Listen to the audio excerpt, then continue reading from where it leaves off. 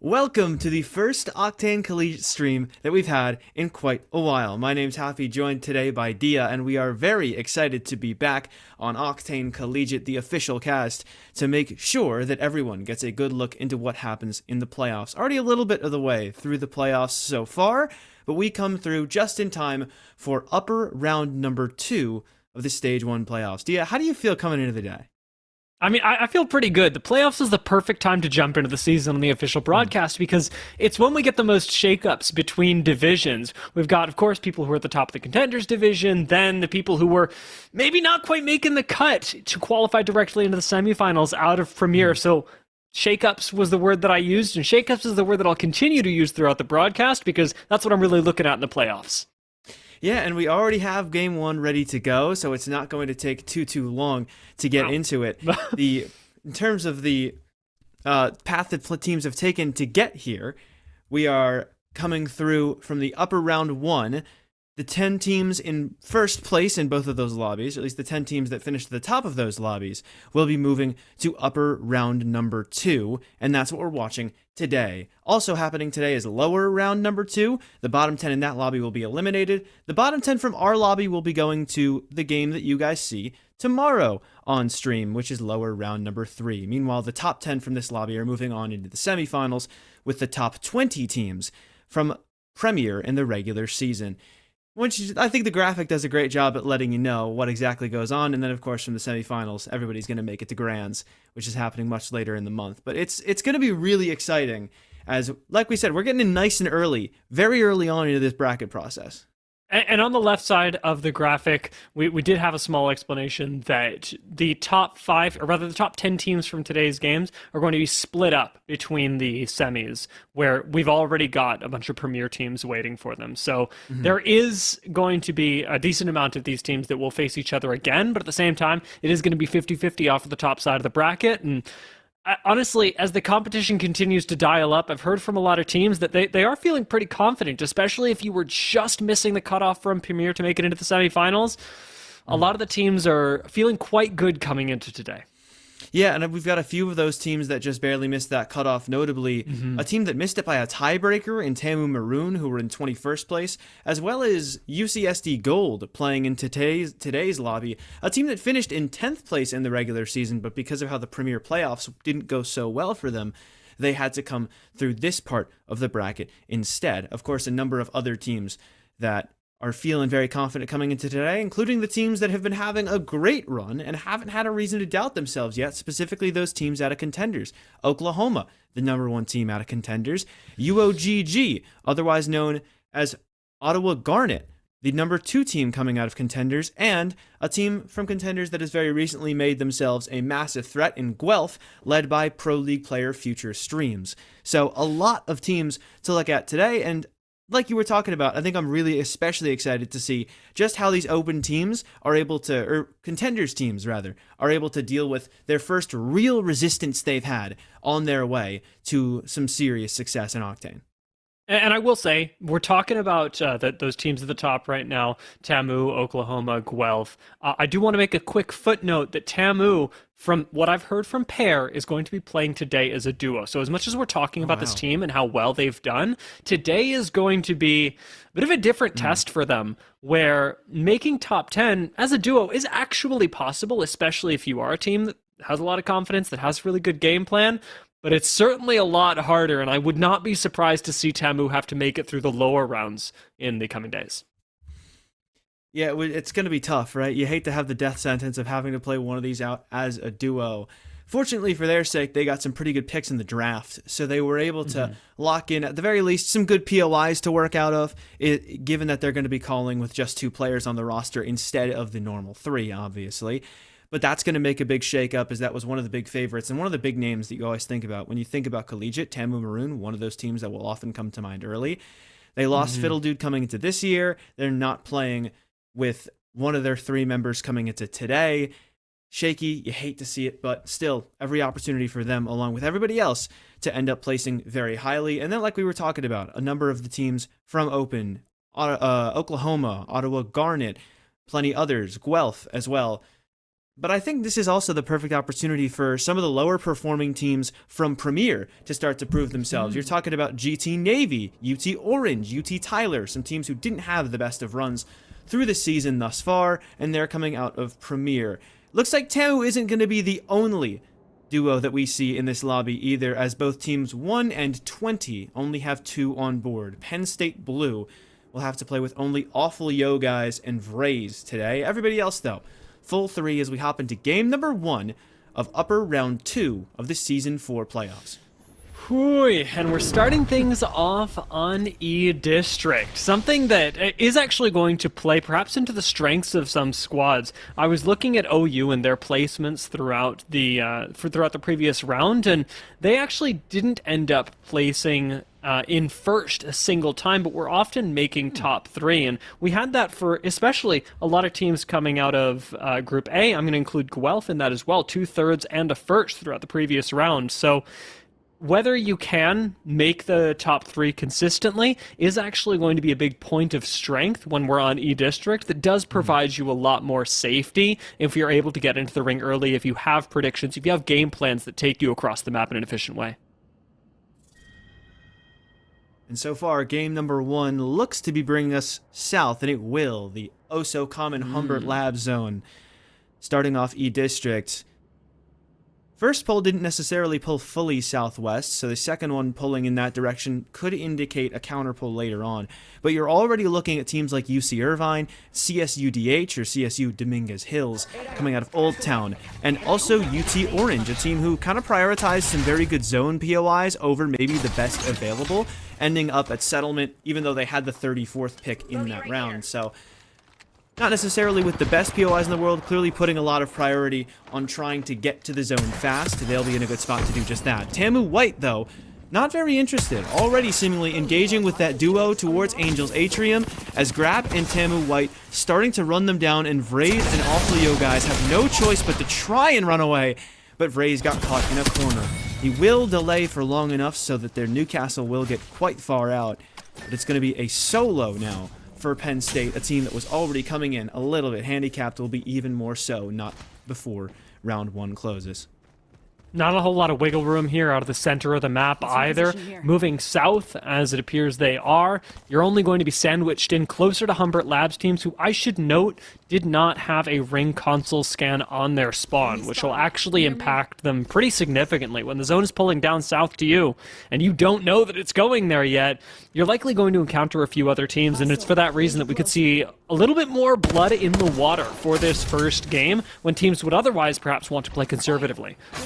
And someone who, honestly, very strangely doesn't want to play conservatively is TAMU Maroon, already looking to scrap onto WVWC Kaiju, despite the fact that there are only 2 coming in. Pear and Nabber, all the confidence in the world, coming into the Shipyard Arcade like they own the place. The Kaiju tasked with trying to kick them out. Already good damage on the board for TAMU Maroon, but not really enough to work with in terms of an opening. But certainly going to continue to look for that, is despite the fact that it's a 3 versus 2, Kaiju, the 3, really looking like they're on the back foot, getting pushed further and further away from TAMU Maroon, and kind of a little confused because, like you'd pointed out, they didn't get that ring console information, maybe thinking that it's a pull into their POI. Yeah, I mean, it is a really difficult spot to be in when you've got teams like both TAMUs, as Texas A&M White, take yet another engagement, this time against Guelph, leaving just Future Streams alive. We talked to Death about Future Streams, and when he's leading the charge, Guelph looked good, but this is a taste of what the roster can look like when they are not on the front foot, when they are not picking the fight, but instead being engaged on. Eagerly running into Heights, trying to find some kind of a res, but he might just find Fishy, Wild, and Callum, I believe of UCSC Chopped. And that's exactly who it is. Here's them running around. And thinks better of trying to go for a res in this position. Fortunately, this is definitely the most northern team on the map, so this evac tower should be good to get him quite far away, not just from UCSC Chopped, but everybody else nearby. But Future Streams actually getting ripped going up the evac, and look at that from Wild. Shutting down the Pro League player and getting a kill on the board for UCSC Chopped. That is the first team gone, Guelph Gryphons, a team that we had a lot of expectations for coming into today. Not quite going to be doing much coming out of that first game. Yeah, I mean, second, moving out of the last round, first eliminated in the first game today. It's a tough way to start for sure, but with every new lobby you are going to face challenges like this, and it is important to take a little bit of a mental reset, especially while you've got it. I'm sure Future is pretty disappointed in the way that that one went, especially because you're left as a solo. You don't feel like you have a lot of options, but you'll also get the chance to see how the rest of this lobby plays out and what style is dominating the lobby from a bit of a different perspective. Something that Augusta are going to have a little bit more familiarity with, since they've already got a spot that they're set up in, and CSU Dominguez with the Rampart up on high ground in the south and a ring console right next to them. This should be a really good game for CSU Dominguez on paper. Octane Collegiate can sometimes be where on paper goes to die, though. That's the dangerous part. CSUDH, every reason to be happy about this so far. UT Tyler, though, not so much. Topher going to have to run away from Jonah Bobana, as already one member of UT Tyler going down early. Jonkler caught in a tough spot. Just going to have to play for his life and possibly just delay so Topher can get a little further out. CSU Fullerton not going to land the shots, though, so it seems like Jonkler is going to keep himself alive for now. But CSUF, one of the many teams caught in a very awkward spot, this sort of snag in the rotates for everybody, as it's a traffic jam in draft point. UT Tyler do manage to make it out, but now that they're already so central, what on earth are they going to do about respawning their teammate? It's honestly a difficult call for anyone, especially if you are a little bit more in the center of the zone where you're more likely to lose somebody. I'll be honest, if you're on the edge and you pick a fight, you're likely just going to lose all three people, but if you're in the middle of the zone and you lose somebody, it's hard to see a way back because you first have to make your way out into safety. Something that CSU Fullerton actually have the advantage of really not needing to do right now. They're playing not just on the sort of edge of the next zone, but importantly in a high ground position where they're going to be able to manipulate other teams that are coming in late. Good look at the map. It does look like the teams that were caught up inside of draft point have started to make their way out. CSUF making their way, about to run into yet another member of UT Tyler. UC San Diego also making their way out of draft point. Tamu White kind of making their way away from where the ring's actually pulling, seemingly very eager to try and take a fight as Penn State caught in a very awkward spot. Eventually Tamu White gets all of the KP. They found the first kill of the game onto Penn State, and they will eventually finish the squad off, find their second kill. As now over to Tamu Maroon on the edge with Oklahoma running them down. We could see both duos eliminated here if Oklahoma play their cards right. Not actually using the nade and losing one instead. I mean, this is the Tamu that people fear, but those are some crazy bow check shots to turn the engagement around. Res happening on the high ground, so Resso is alone down here.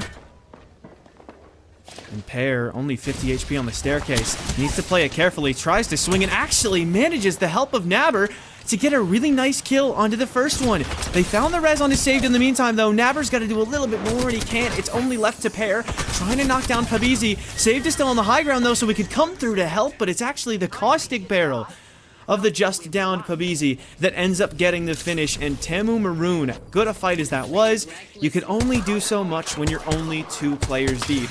And that third player still standing alive, even though he didn't have to do any damage, wins the fight. Yeah, I mean, that's the perfect example of why numbers are so meaningful.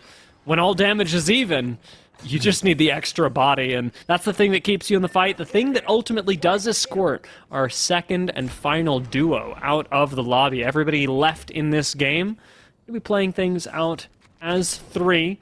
And if we're talking about teams that are, again, in a pretty good position, I like where UCSD Gold are right now. Sat in one of those managerial spots on the map. UT Tyler picking an engagement.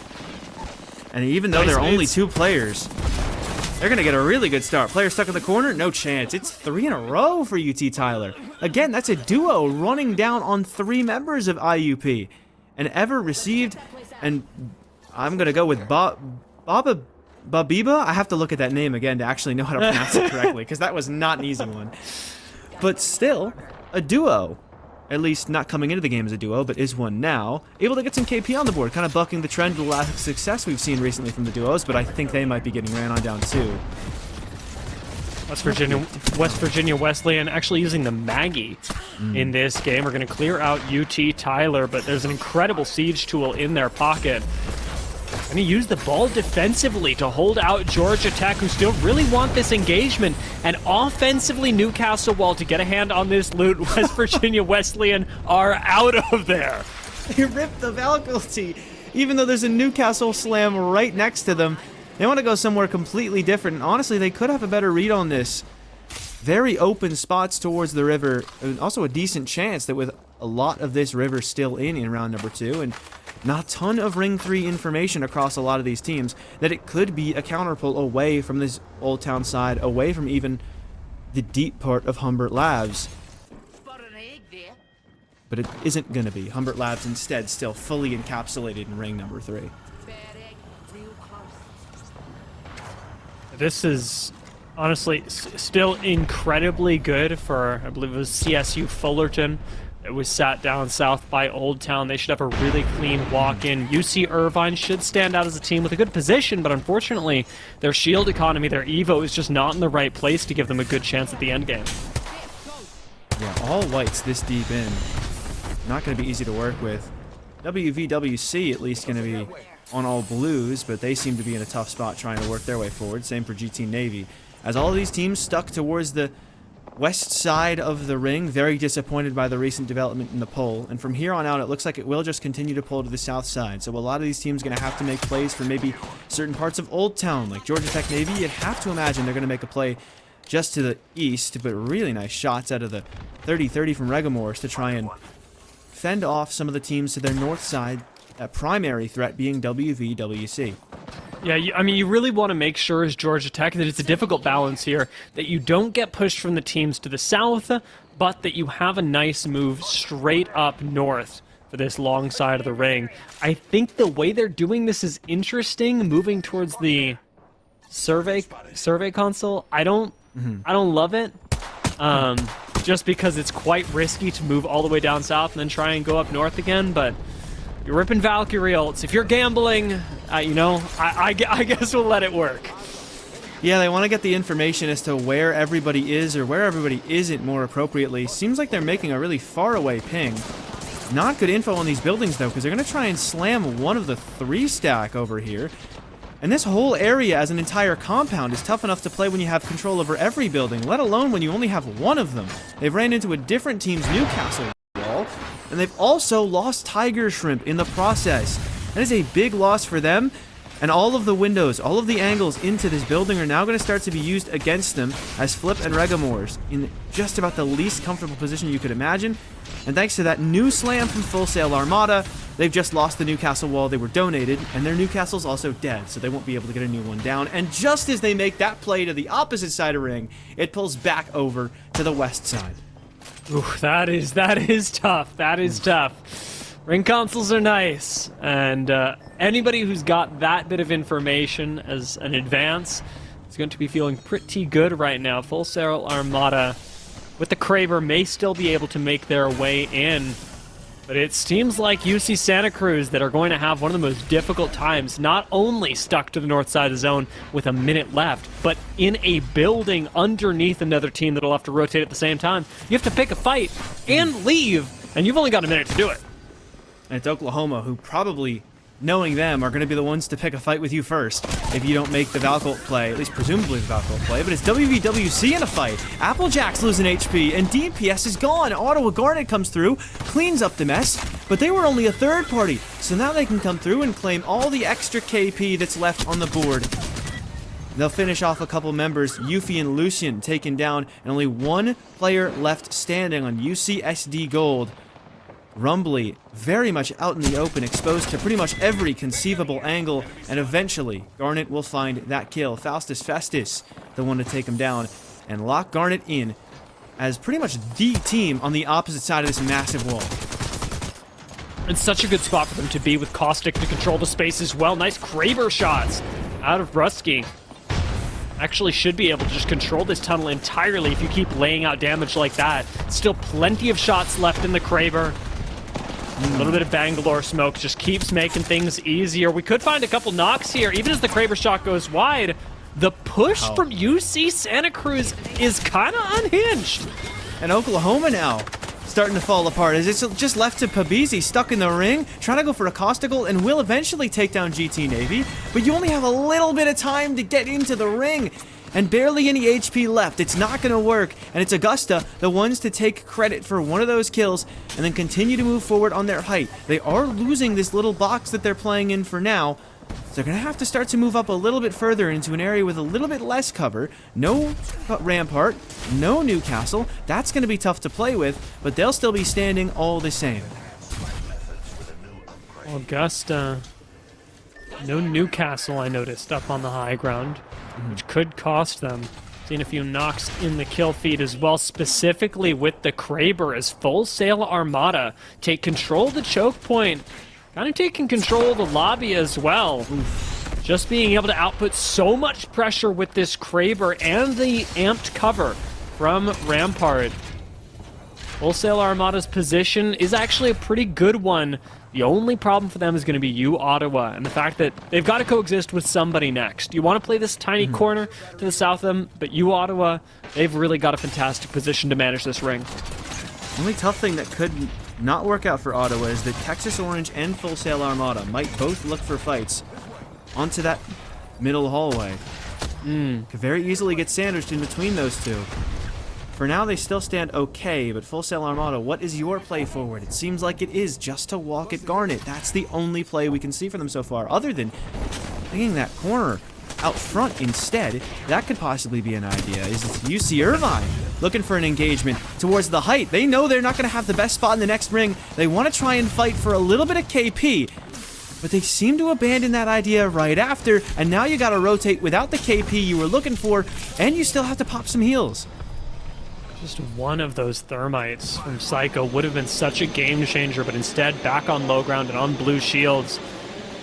Gotta hope the best for them. Same as Augusta are hoping for the best. They gamble and land directly on U Ottawa. An insane play from Augusta, but it opens the door for teams on both sides to start pushing this as well. Augusta do not survive. They get cut down by U Ottawa, who instantly are going to stick the res. We'll see if they can actually reset this in time as Full Sail Armada go down meanwhile to Texas A&M White. That's massive for Ottawa because Full Sail Armada was the team putting you under a massive threat. They're able to hold that spot now, and you, Texas Orange, are going to start to push for the opposite side of where Ottawa stands. They have to Newcastle wall to protect themselves from Ottawa on the opposite side, but it's two teams somehow coexisting on this upper part. Eventually, Caden and the guys on UT Orange will decide to just abandon it. CSU Fullerton, the ones who now control the opposite side of Ottawa and the middle of the ring. But with that comes the expectation that once this starts to close, your spot is going to be the first one to get looked at by everybody else in the lobby. So how long can you last in the dead center? Texas Orange right underneath CSU Fullerton. You have to imagine these teams are going to fight, but nobody wants to pick the engagement too early. Houston Red, with one of our few wraiths of the lobby, actually could make a really nice play here. Surreptitious rotation gets them all right under in the same place. Do they pick a fight with this res? But the Sparrow Wolf isn't going to do anything. And so they just kind of waste that utility. That was his only Sparrow Wolf. He doesn't have the triple upgrade. Instead, he has the Health Siphon upgrade, but that means that using it there was a little bit of a waste, you could argue. And does need to heal up a little bit more before the very end, but it's still going to be a little bit until some of these teams face off. It's been such a good game for CSU Fullerton as well, really bringing this game that they had an advantage on, that they had the ring console for, that they had the positional advantage in, right to the cusp. Texas A&M White, a huge threat to CSU Fullerton, but sat in the corner, should be able to avoid a lot of fire. CSU Fullerton are playing super passively to try and outlast into the top three. Let's see if they can make it as Texas A&M get aggressive. A lot of these teams are very afraid of being the first ones to be in a fight because they know the threat of third party is so high. with everybody so close. Houston Red barely sitting just below UT Orange, and eventually they're going to get caught. Eventually Sir Garson has got to try and make a play. Into the corner he goes, completely unexpected. Takes down Mutopia. But Texas Orange still at the advantage. It's not a big one though, so they've got to try and res Mutopia, get that Caustic back up for the ult potential later. And because there have been no clean wipes, no one's come through to third it. But Texas Orange are getting devastated by the Caustic gas. They've got to get back in it though, as Garson only a moment away from going down. Houston Red, the first ones to fall in the final ring, as Ottawa Garnet comes through to clean up UT Orange. But now they are on the wrong side of the fight against Fullerton, who take the full height. And with the help of the Valkyries, start to dismantle the squads below them. The push still comes through from Garnet. They're trying, but failing to get up to this height. And the Caustic gas is really going to ruin their day. They gotta try and pop some medkits on the low ground or any kind of white heals as this final ring gets closer and closer, and the Sheila is just gonna be even more comfortable. 2 knocks, one from Sheila, one from Ring, 1 player left on Garnet. But Arc is knocked now into the ring. Garnet goes down in third. CSUF have 2 players left with 1 more getting rezzed. It's gonna be a big advantage for them. And it was barely even a fight at the end. You called it from the jump. It's CSU Fullerton, the ones to take game number 1. And the way they play the high ground at the end, I mean, this was a really well-paced game from CSU Fullerton. They started the game, of course, with the advantage that we talked about, but being able to convert on that as the lobbies get more and more competitive is a really important skill in the playoffs. And in the very first game, they demonstrate some incredible knowledge of how to play the end game. They prioritize the right spots as the zone forces them to move, and really importantly, when we come into the end game, they understand that despite Bangalore ults, despite a couple of nades, they use Newcastle walls and mobile cover to hold on to high ground when very few other teams would be able to pull that off.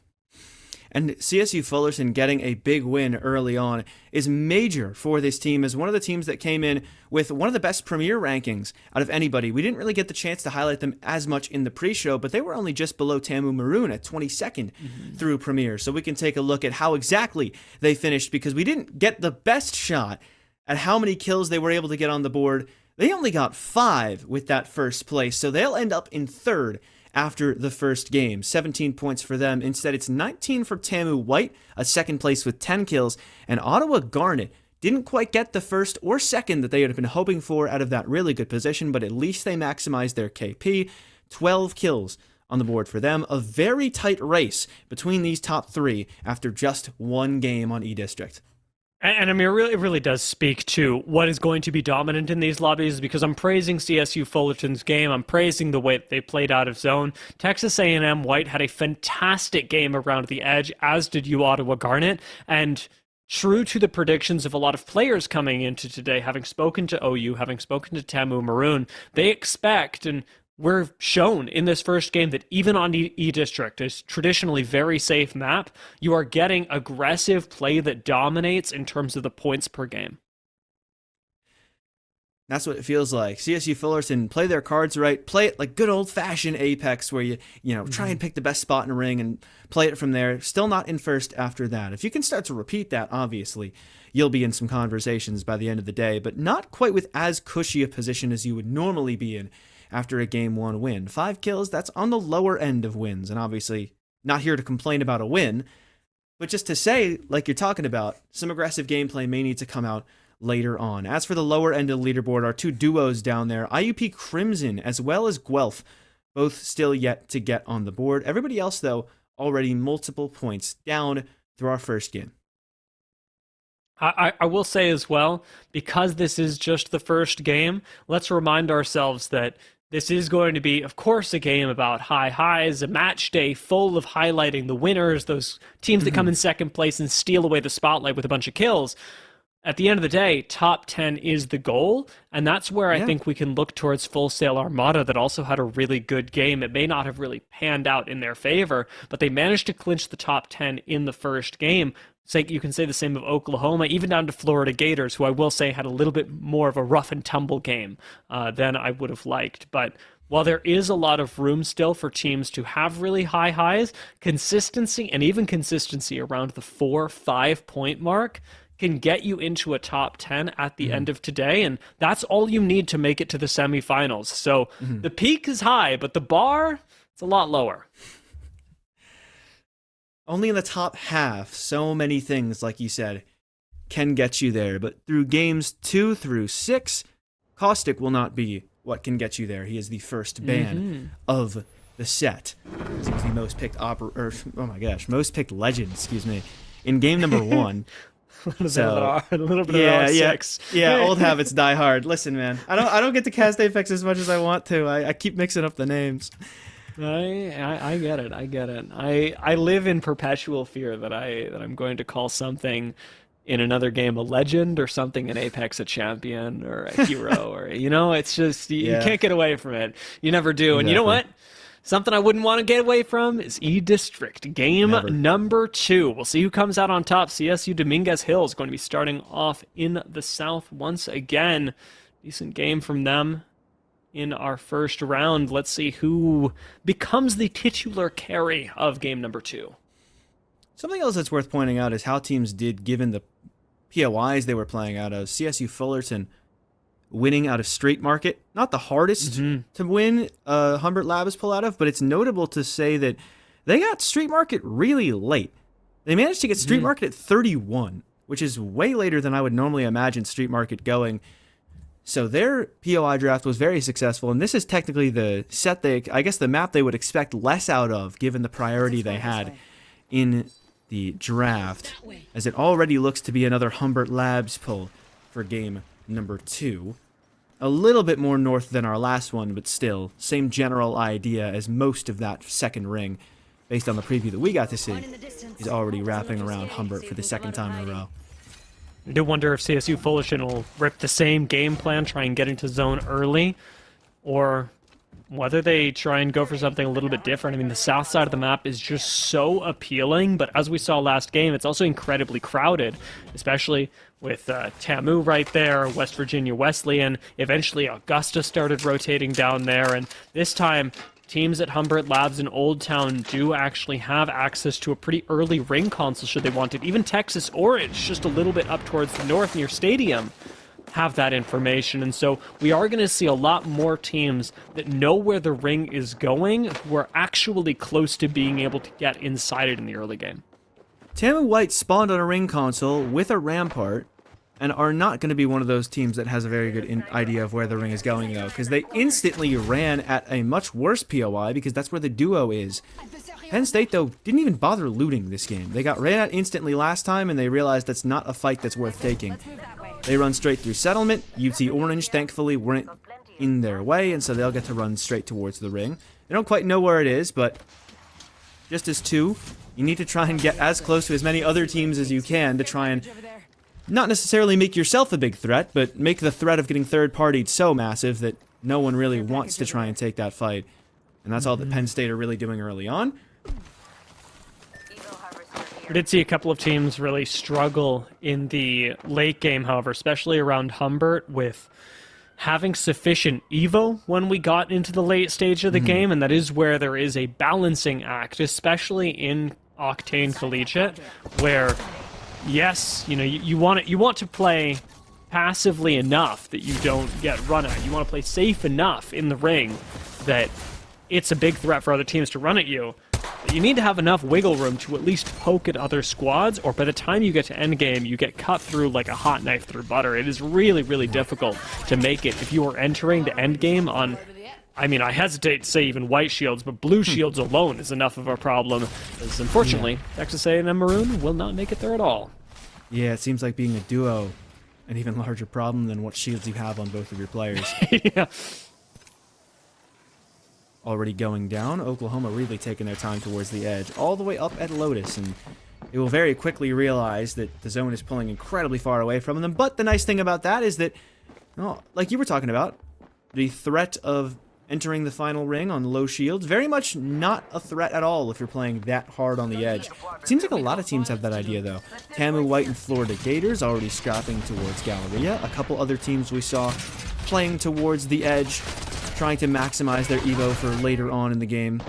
But already certainly on the other end of that coin, a good number of teams getting straight towards ring. Augusta not quite towards Humbert Labs yet, but they're getting there, and they'll continue to get there. We also saw Guelph and Future Streams in a pretty good spot up to this point. Oh, CSD have got angles on angles. That was a really nice 30-30 shot to get the first knock on Garçon as well. It's left Houston Red in a no-win situation. No mobility on the Wraith. The Rampart is sat, unfortunately, behind cover already, and now getting shot in the side. This looks like a pincer maneuver that should end Houston Red's life. Johnny's at least able to do something, as it looks like UCSD Gold, maybe from a third party, or maybe just taking bad trades against UH, have been in a really rough spot in this fight, needing to pop a lot of heals just now.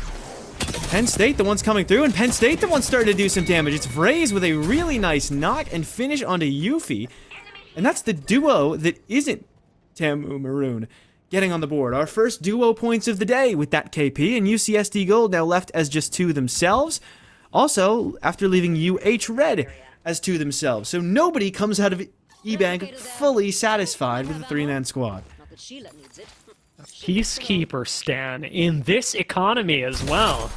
Yuffie felt that one, although it was the Nemesis that finished him off. Second time running this for Guelph as well. Bit of an early exit for them in game number 1, getting picked apart and then taken out as a solo. This time it is going to be all about them being on the offensive. When Guelph picks a fight, how does that look? Seems like for now they just want to try and get a good spot in ring, recognizing game number 1 that the other teams in this lobby really have some hands. And you'll start to see teams, especially in these lobbies, the teams that came from contenders and kind of had their way, really noticing that it's going to be tough to fight in these lobbies, but Guelph making an easy time of it already as a big crack for future streams. Trying to make his presence known. UC Santa Cruz Chopped trying to make a play towards the roof, though, and Plum Toaster losing his life for that. Fishy, though, knocked and next finished off. That's dangerous. But already, a res is starting to come through as Guelph took their Alter TP back and will get the res onto Plum Toaster. So it seems like they're content with just the finish, and they don't want to bother finishing off that 2v2, rather trying to reset the team, but they will leave UC Santa Cruz with enough time and enough space to make the quickest respawn I've ever seen happen. UC Santa Cruz unfortunately don't get KP out of that exchange, which is a little bit tough for them. On the other side, of course, it was collected. Oklahoma, in danger of going out without any KP themselves, have Pabs moving around the side. Nice beams with the Volt, does a person and a half fully. UT Tyler are out of there. Good shots out of Pabs on that play.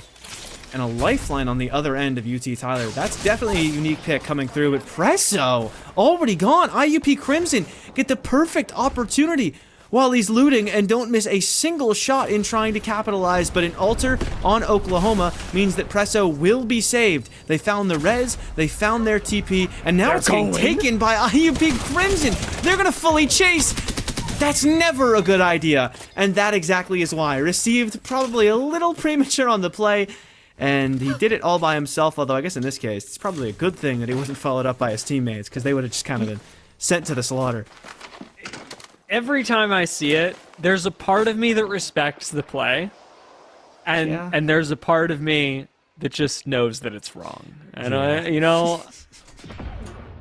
it's hard for me to really have a full take on that, because you know you're gonna die, and you're 50-50. I think maybe a little bit of fun being had in this lobby. And hey, it's a lobby you're pretty familiar with, especially given that we are basically getting the exact same zone. Ring continues to pull towards the same direction that it did in game number 1, and a lot of these teams, including me, should be having deja vu. I know I'm experiencing it right now. Yeah, it's like I said, I think a little bit less of Old Town is in this time, but like, that's a very, like, only going to affect maybe 2 teams at most, because there were only really 2 teams still playing Old Town at this point last game, as Future Streams is going to run all the way over to the side to seemingly get a res off on one of his teammates, although it might not have been him, because I do think they also still are full 3. Either way, Oklahoma in a really rough spot, as UCSD Gold are starting to move up on the Valkyrie Q to try and engage a little bit, as Presso left incredibly low. And they're going to be the first ones to lose a fight, although quickly there's a follow-up on the other end as Presso gets knocked down. Saved finds a finish, and that's going to be good for Oklahoma, but a res found just after. But it still looks like OU really content to try and take this fight towards the edge. despite how close the ring is. They're already stuck inside of it. Lucian, though, taking damage. Yuffie also going to be found by Saved. And right now, UCSD clearly on the back foot. The question is, do they even want to bother fighting this OU, given the fact that they're inside of the middle of ring right now? And if anybody even loses a little bit too much HP, this could easily get dangerous. It already has!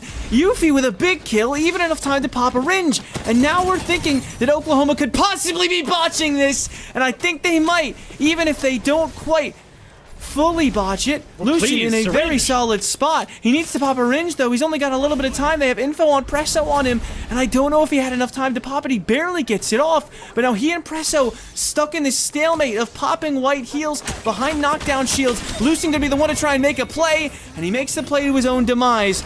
Oklahoma, despite how close it got, still barely able to hold on. I am really wondering if Oklahoma make it into this next ring because the zone is ticking. I think Save just died. And it is incredibly difficult to make it in with other squads watching you, as I'm sure everyone on the edge of ring heard that fight. A team like Georgia Tech Navy, of course, going to be completely unfazed by whoever's fighting around the edge of zone because they've got no business worrying about it. Dead in the center of ring. Flip has all the cover in the world and no troubles ahead. We're looking for a top 5 out of the squad. They're just praying for no crazy counter pulls at the moment. Don't see a ton that often pull dead center into Humbert Labs, but the big strength out of this spot is that you can rotate to so many different positions. You have the Valk to help as well. They're not necessarily sure where you would be popping that Valkyrie, given that there is a team just across the way. As CSU Dominguez Hills popping their own Valkyrie. Not really finding a ton of spots. They're going to try and go towards lower over here, but I think Penn State's ratting this. Every time I see a Valk ult, I get that, you know, that TikTok sound that's super popular, the let's go gambling. Oh, dang it. That is what I hear every single time. Because so many teams, that's really all it is, especially when you don't have survey beacon information. It's incredibly difficult to make the right call with a Valk ult, given that you don't know how many other teams are thinking the same way that you are. We do have a Mythic bin spawning pretty soon. That's going to be exciting. Maybe another Kraber entering the lobby. Texas A&M White, they are entering the ring, and this time from the north side, not the south. And they're about to enter the building that UH Red is trying to hold. Can't quite get in, though, before Sheila already makes herself known. They're going to try and go towards the lower floor instead, as Houston Red very much kind of stuck in a corner that ends up getting just left out of ring by the recent closure. Tamu White seem very, very convinced that this is the fight they want to take. A little isolated, and especially as the ring pulls up in this direction in the future, if they can clear this team, they have a lot of reason to be in a very good spot moving forward, but they're going to get shot at by a third party and quickly rethink what their play is coming up. Where you'd really like to have a Wraith or something. And hey, speaking of teams that were on the edge of survival, turns out Oklahoma Esports did survive the rotation into ring. Not in one piece, but they've made it this far. We'll see how much further they can go. As just a solo right now. They're right on the edge of ring. They're on the southeastern side near Texas Orange. They still sneak up into a corner and maybe get a placement point out of this, and you saw already has 5 kills to himself, so it's going to be a decently high point game no matter what. They're already, I believe, at 6 points total. Lock in 1 or 2 placement points, you've got yourself a decent game so far. But I feel like IUP Crimson, coming from where they're at, could have way more than that as it continues to pull to the northeast, or the northwest edge of the ring. Ottawa Garnet looking to try and just shove themselves in the corner. They don't have a Rampart or a Newcastle to close off some of the lines of sight onto this position, but for now, they're convinced that just the generator is going to be enough to make it livable with the help of Bank Smoke. One of our Watson squads, I mean, we didn't see a whole lot of teams pivot into Watson after the exclusion of Caustic. Quick note, by the way, that Oklahoma did in fact get found out to go down in game number 2. Still, though, as you mentioned, plenty of kills, so not a bad game. Not the worst game ever, no. Definitely something to be content with after 2.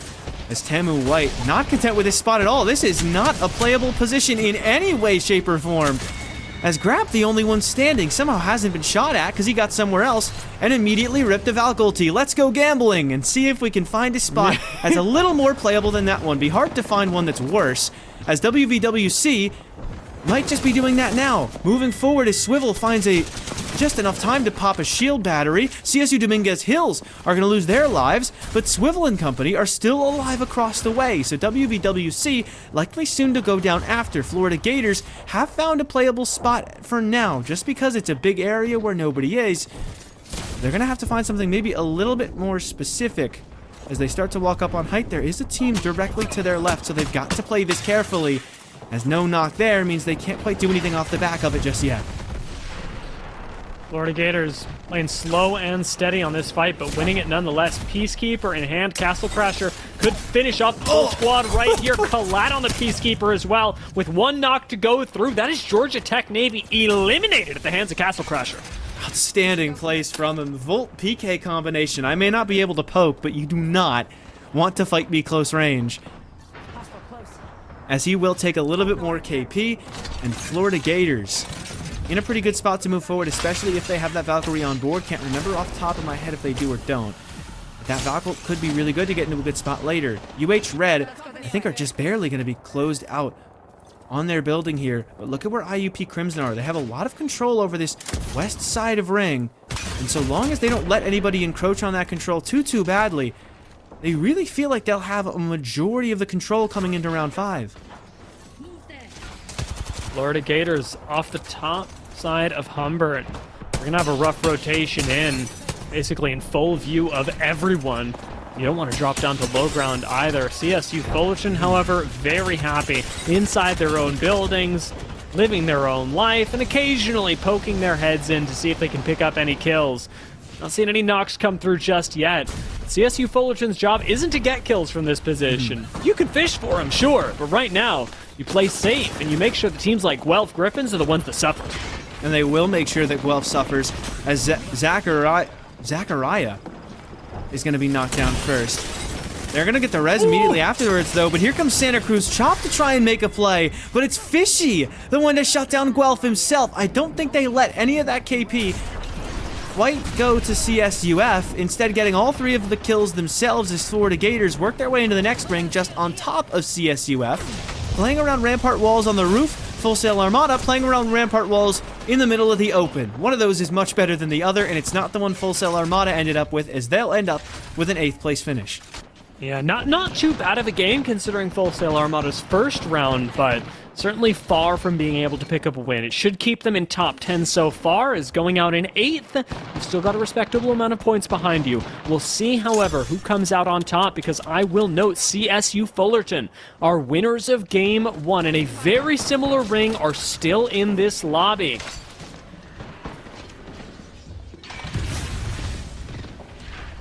In a pretty solid spot, too. They just got to make sure that the team on their roof, Florida Gators, doesn't instantly look to int them, praying that they look for a better spot, a different spot. IUP Crimson actually did let someone encroach on their position, though. I was saying they could easily control a lot of that west side of Ring from where they were at, especially the top of the bridge, but it seems like Ottawa Garnet have taken that away from them. So a couple recurring characters already, CSUF and Ottawa Garnet, who both had very good Game 1s, in good positions to do more Game 2, but UF pretty much in position to do absolutely nothing, as they're on the wrong end of nades, Valkyrie Qs, and all of the same, as CSUF look to go up to their roof and try and get some of those fins before they move forward into a much more treacherous position. Ooh. That actually have gotten knocked there as well. Florida Gators do go down, though, so it is worthwhile for CSU Fullerton if they can avoid the third party. Houston Red are absorbing a lot of aggression from the squad surrounding, however, as Sir Garcon going to live temporarily in the lavatory. No, he can't get in! No! The box! Can I go to the bathroom? I don't know, can you? No, I can't actually. I think the death box blocked him from getting inside. And they'll go down in 6th place. Tragic, as UCSC chopped in a really good spot to not just get a top 5, as they're already locked into that, but they've already locked themselves into at least 10 KP, looking for more off the back of the Maggie drills, but IUP on the wrong end of the fight themselves with CSUF. Crimson Monkey gonna look for a little bit more, as IUP instantly gonna try and shut down the possibility of the castle wall thanks to the Maggie ball, but not gonna work too well, because the moment that castle gets up, it's all over. Top 3 for the remaining squads, with UCI in a pretty good spot to try and close out the game for Bubba, and it's gonna work out. IUP instantly gone after, but they do need to reset. You're absolutely right. Otherwise, UCSC can close it out. One for Fishy, traded by Lefter. UCSC chopped at the advantage, though, and they'll hold it the whole time. They had at least 10 kills before the top 5, and they ended with a win as well. We might have just seen a nuke in our second game. What a great turnaround from UCSC, controlling the high ground, getting some nice flanks off. It's a well-deserved victory for them in round number 2, and it was a pretty wide open ring, if I'm honest. That was a scrappy endgame with multiple 3v3s happening simultaneously as the last ring closed. And UCSC chopped. I said going into the last ring that they had 10 kills at least locked in already. We can take a look at how many exactly they ended up. It was 17 in that game to make it a 29-point game for UCSC chopped. Only 2 games in, I think we easily could have seen our best individual game so far today in the second, because a 29-point win is not something that will be easily matched, including 3.3k damage out of Wild, an incredibly good individual performance from the Mad Maggie for UCSC chopped. Yeah, this was a really, fantastic game from UCSC. I like the way that they cleaned everything up. It is worth noting, CSU Fullerton, while they did get shut down on their way to a victory, another top 5 for them is going to put them in a very comfortable position, and Texas A&M White involved themselves in the conversation as well. A top 5 position, given the amount of kills that they were able to get, just keeps them in a really safe space, especially when we consider that top 10 is the goal today. We are 2 games deep. We are a third of the way through, and those 2 teams keep themselves pretty stable. And so far, it looks like a lot of very dominant teams already reaching at least 20 points. That means we've got 5 teams already averaging 10 points per game, which means that through 2 games, we've still got a team in the top 10 who's only on single digits. That is not a gap that is hard to make up for many of these teams at the bottom. You go down to 19th. We've got a duo with 2 points already. They are a 3rd place away from getting past Florida Gators, who are currently past the threshold for qualifying. So if you're in the bottom of the scoreboard, yes, it's probably been a discouraging couple of games in a row, but all the reason to think that you still have a very good day ahead of you, especially if you're a team who's at a POI that isn't close to Humbert Labs. IUP Crimson are coming all the way from Resort. They're only in 7th up to this point. Oklahoma in 6th with 12 kills. That's pretty much all they were able to get. They're coming from Lotus. They've had 2 games in a row where they had to go all the way to Humbert. No wonder they're not getting any placement. There's a whole other side to this as well, and that is that today's playstyles are going to be pretty tough for a lot of teams, because where previously we've had things like Stormpoint and World's Edge that you're playing out of, Stormpoint D-District, whatever it may be, you're getting a pretty diverse set of playstyles between those 2 maps. E-District and World's Edge are the maps today, and those actually play really similarly. I would say E-District is perhaps a little bit more conservative, but what we're seeing out of both these maps is that they really favor teams that have rotational plans that are well ahead of time in terms of how they're going to get into zone efficiently, and that they favor teams that are able to play zone. Something that actually may come back to bite squads that are a little bit more kill heavy. Even though we did mention, yes, kills are going to be really important today, it'll be harder to get those kills consistently in a map like this. You talked about how teams with rotational plans, the ones who have been all the better off so far today, those rotational plans no longer able to involve Valkyrie, as she was the ban out of game number 2. And out of Angels Atrium already go Penn State Blue for the 2nd game in a row, getting scared off by TAMU White, but I think TAMU White are starting to expect this. They're going to run straight towards the middle of eBank and hopefully not run into UT Tyler, a team who themselves only at 15 points through the first 2 games. They could even catch somebody off individually as well, as the ring pull will likely end up bringing us to City Hall, maybe a little north of City Hall, all the way could go out towards that north side of the river out in front of Resort. But it's going to be somewhere in that area. So 2 Humbert Labs polls and 1 City Hall poll. Safe to say this is pretty stock standard for E-District in terms of the ring polls we often see out of this map. I mean, I really like how Georgia Tech can play this one, sitting in the northwestern side of the ring. They've got plenty of space and a ring console to boot when it comes to getting a little bit more information. Texas A&M Maroon on the other side, disadvantaged throughout the course of today. And it's not because of ring consoles. They're not even trying to read them. They're trying to fight, and it's just not working out in their favor. It's a difficult truth, but when you are coming in playing as a duo, it is frag out or fall out early, and TaMu so far have been doing the second. Hate to see it out of a team we know could be so good. Oh, they did pick up a ring console for this game. Yeah, they did. They got first in the lobby to get here. They got 21st in the regular season in Premier. So they were the best team that didn't quite make the top 20, which makes it quite easy to not be in the lower bracket at all. And seeing that Guelph elimination on Florida Gators, that's pretty big. I mean, we were talking about Guelph earlier and about how they, on the front foot, can do a lot. We didn't quite see it in game number 2. We're definitely getting a taste of that in game number 3. Guelph are the first team to take out a squad, and it is Florida Gators that get taken out, with Penn State Blue to follow immediately. Yeah, Penn State Blue, one of those duos, so in a sense, kind of expected to see them go out a little earlier. But yeah, Guelph only 4 points through 2 games. Definitely not the best start to their day, knowing the potential that exists on that squad. They've had 2 rotates down to Humbert all the way from Galleria, so safe to say it's not like they've been in the best positions in the world. But when you got future streams on the roster, the expectations are going to be quite high.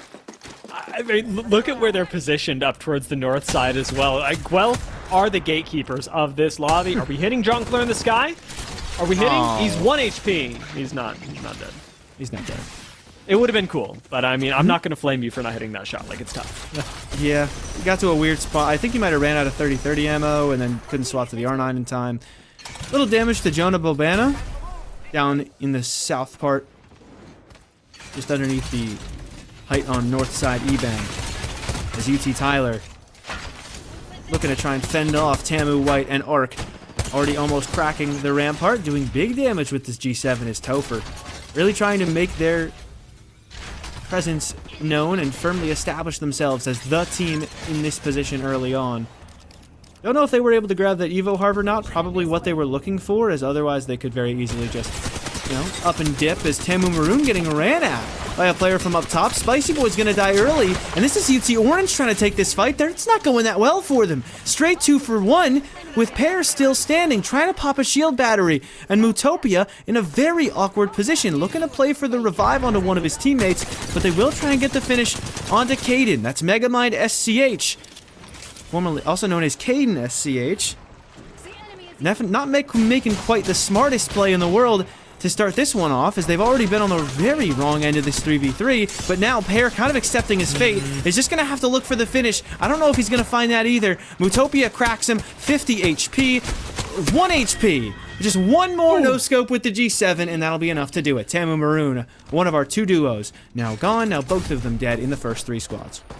A tough way to go for TaMu Maroon. I think they're a bit tilted, to be honest. I mean, you're playing today as a duo, but that was a very winnable fight for TaMu, and I think in VOD review, though, they'll have to be looking at this one, if you even look at the day at all, because again, you are a duo. It's tough, but they could have won that fight. They didn't, and c'est la vie. Full Sail Armada looking down the barrel of a fight that they very well could win as well. I'd really like to, especially after a lackluster finish in game number 2 that pushed them just outside of top 10. If UKP could turn that around. KP would be found on the UC Irvine, a team that is in 3rd so far after a 2nd place with 11 kills last game. We didn't get to watch them a ton during that game. Very impressive. Kind of went under my radar as Guelph Griffins looking for a really good fight inside a resort, and they will take 2. Faustus Festus downed and finished off. An Alter TP was taken by the other knocked player, so Future's only going to end up with one of those KP. But Ottawa Garnet now stuck with the ring at their backs, likely going to have to eventually walk out into Future and Guelph. If Guelph doesn't run them down first, barely can't see Future tucked behind the mini wall. He's going to try and rat, and with the R9 spray, doesn't quite find the crack early. Going to have to hope that his teammates can recall him. Purple knockdown shield is going to be more than enough to enable that. So, pretty much no risk as Guelph end up letting Future run free, and they just have their teammates sitting on the recall to get him back as soon as he gets knocked. Yeah, instantly healed back up to full 2 with a shield battery to boot. Guelph do have the ability to poke their heads out and basically send out the spear that is Future Streams to fish for kills. Picking up even the 1 is really nice, and like you say, pretty darn risk-free. UCSD Gold, coming from the north side, are yet another team that is going to have to go through Guelph eventually, especially if you want to fight for control of the high ground. But for where they're at right now, UCSD's job is just to keep teams from rotating up behind them through the north. You want to keep your back as clear as possible, and that's something that UCSD, focused on right now, should be able to do, especially with the way they've all positioned. I mean, I really like the way that Yuffie and Tiger Shrimp are looking out for each other.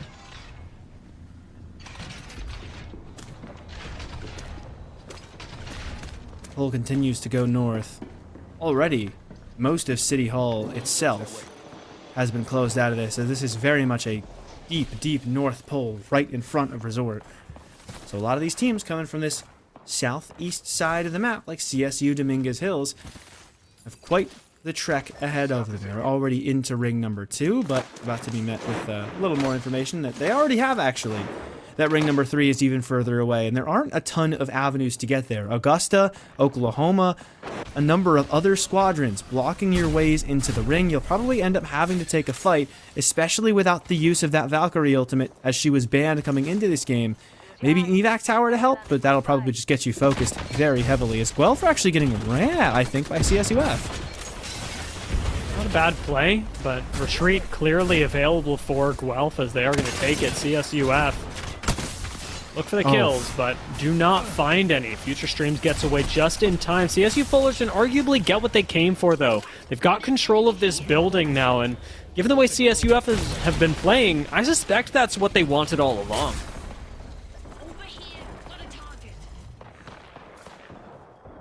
Would make sense. Guelph have gone from a very cozy building in a spot that will probably get a lot of attention later on. Let's check out that. Pretty much the only building out in that area, aside from the doppelganger it has just across the river. Meanwhile, Guelph have been sort of relegated to sitting behind a Newcastle wall in the middle of highway. So it's not the best spot now for Guelph and them, as Oklahoma in the middle of a fight already, losing one fully, getting another one knocked, and now getting fully finished off as Oklahoma goes completely down. It's a tough way to go. Texas A&M White on the low ground as well are going to need to peek something. They do have a little bit of rampart cover being thrown out by Arc. Grap watching their back as well, but it is a fight on 2 fronts for Tamu White, and for Guelph, it looks to be all the same as Augusta helps escort them from the lobby. This team just keeps being put on the back foot. Their defensive play not enough to back up the offense that we know they've got. And now a team in God's spot, also going to start to open up the Mythic. Incredibly good position. That was a building that Guelph were actually contesting earlier, perhaps wishing they had fully committed to taking that one instead of letting Future roam free, kind of getting his teammates caught in a 2 versus 3, and ending up having to abandon the building they were on and not going fully to the resort building and losing in 16th place. Could have very easily been played very differently. As it continues to pull to this north side, and Tamu White, very worried of the threat of someone just outside. They can recognize that they're about to get 3v3'd, and they have to hold their backs out first to lock in at least a couple of points on this game as their rotate coming up. Probably not going to be the easiest. Knowing there are likely altars on the other side of this wall just makes it all the more stressful. Texas A&M White, they do not want to wait for the fight to come to them. Instead, I think they've got plenty of data, and apparently they've got plenty of nades here as well. Newcastle wall, even mobile, is not going to help you for long. Even as Texas A&M start getting shot in the back, they still want to take this fight. Bangalore smoke behind them makes it possible. And we should be seeing a clean wipe on a duo. There is an escape here for CSU Domingos, but Temu are anticipating this. They are poking, they're throwing in grenades, and they are rotating to the other side. This is a very funny play. Yeah, third party even coming through from another squadron as Dominguez Hills are pretty much completely shut out. They're trying to hop between both of these hotels. And Siolax, he's left at barely any HP. Tamu White now trying to take a fight outside as eventually they'll get finished off fully. IUB Crimson also went down in that moment. Texas Orange the next ones to go at the hands of Full Sail Armada, who take over the parking lot on the far west side. And they'll end up with a pretty solid spot. Tamu White never fully went down, so it seems like they're still standing, as they are full 3 up, though I think the Bang might have gotten knocked down. No, just barely living on any HP. Popped a bat, and Tamu White will still be safe after that whole scuffle. UC Irvine, though, making sure that Keondrake and WVWC are not. Tamu White somehow still living over here, as it looks like at least a third, a fourth, or maybe even a fifth party comes through, and now Tamu White wants to clear out UCI. The Wraith Portal's going to help a little bit, but eventually they're going to have to try and commit, but no, Tamu White lose 1. Likely going to force a reset here on both sides. As Tamu start theirs, I think Dude Man is hitting the res on the other side of this. Texas A&M do miss out on a little bit of KP early on, but I'm sure you've got more coming your way. As taking a look at this ring, UC Irvine and Texas A&M will have to converge on the few spots left in this next zone. Yeah, not many spots left. The ones that have already been taken are very solid, though, as the Stinger Bolt for Johnny's able to knock down Jonkler, and just like that, UT Tyler, caught between a rock and a hard place, do nothing about what happened, about the fate they've just met, as UH Red now tasked with a very difficult challenge of moving up into Augusta, as Swivel and the boys are on full purples, with nades going forward to give them all the more advantage in the fight that might get taken soon. It looked like UH Red might want to try and take the initiative, but instead it's Augusta, the ones to move all the way far forward. The Rampart walls are going to help enable them to do some big damage. They can't quite get the first knockdown, but eventually the knock onto Alex is found. Good shots for Swivel, and they'll be one player up in that 3 versus 3 whenever it happens. Really smooth play off the top, and really teams that are playing high ground like Ottawa clearly know how to use it to their advantage, just bullying the squads below, making sure that there is not a safe path forward. Bostis does get run up on, though. Malicious right in front of him, getting caught by the electric fence before moving back through the altar portal. Ottawa do have a defensive beast of a battle in front of them, and they're getting danced on by this altar. Yeah, Malicious is going crazy. He gets up to the second floor of the parking lot just afterwards. He's fully moved around Brushki, and Brushki hasn't actually killed him yet. A little more damage is done, but now he's found an armor swap, so he's in an even better position than before, but eventually Garnet is undeniable. They will have control over the parking lot that is about to get shut out of ring, but more importantly, they'll get some KP. And as Tamu White, someone who's no stranger to KP themselves, move in, they're not in the most stable of positions, but it's in until the next ring as well. Telling that UC Irvine not here anymore. Texas A&M White did pick that fight, and it ended up working out in their favor. They should now be the only squad to be approaching from the southeastern side, and they've got a nice little corner here to make use of. Not a whole lot of teams can actually pressure Texas A&M White, so it will be dependent on the next zone pull in order to do that, and even then, I think we're probably seeing a top 3 out of Texas A&M White, who have been on fire today. Yet to really get that outstanding placement coming into this game.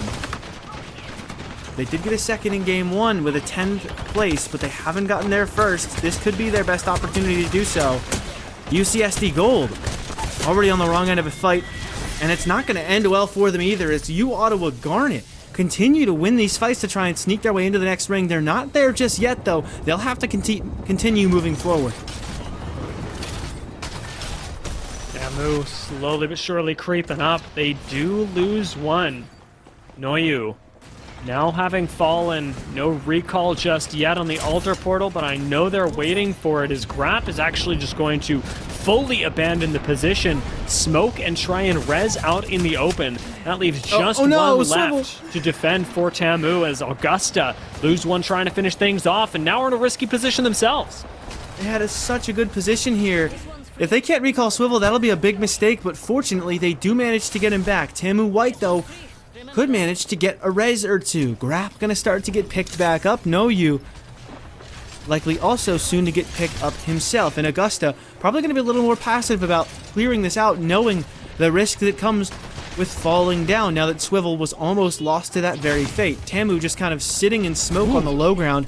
And now that it's very clear that other rosters in this lobby are looking at the team on height, Augusta not going to be able to clear Tamu White on their low ground just yet. Again, we're in top 5 squads remaining.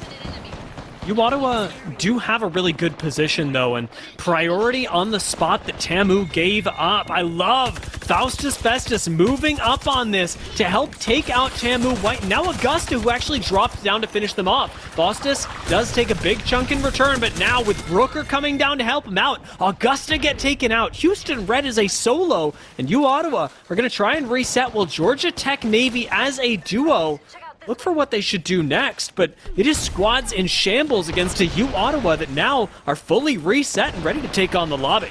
Already 10 kills for them as well. They could lock up as many as 13, and they'll at least get another 2. Congrats to Garcon for getting a second place all by himself. I think UH Red had been in bad shape for quite some time.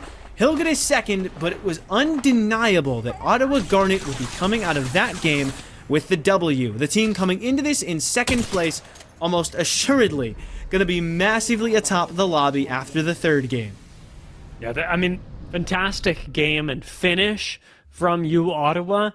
When you are in a lobby that has still 2 squads remaining and you decide to full send it, normally you see that result in you being escorted from the lobby pretty quickly as teams converge on the fight. But in this particular case, with so many teams that were missing members, Ottawa got the chance at a full reset, even on the low ground, and they've got Augusta to thank for this, who actually gave up bridge due to the pressure from Ottawa. It was a chess match between these 3 teams, and it's all about who flinched first, and we had a lot of flinching going on.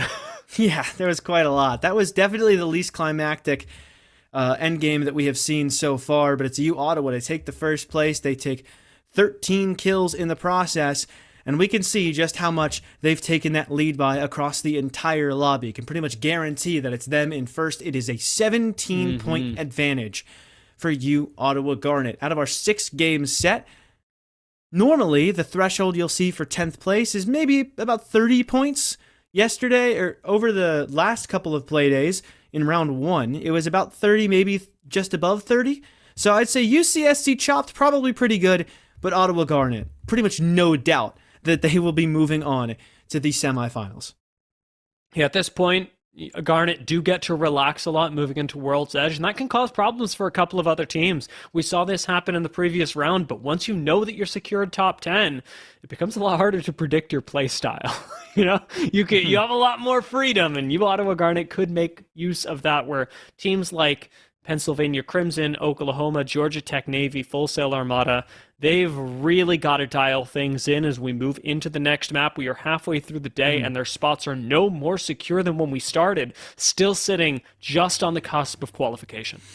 Yeah, and it's going to be World's Edge to decide whether or not some of these teams are going to make it. We're going to throw it to a break, though, to give everybody some time to reset, going into our last 3 spots of the day and see who can join Ottawa Garnet and UCSC Chopped in those upper semifinals.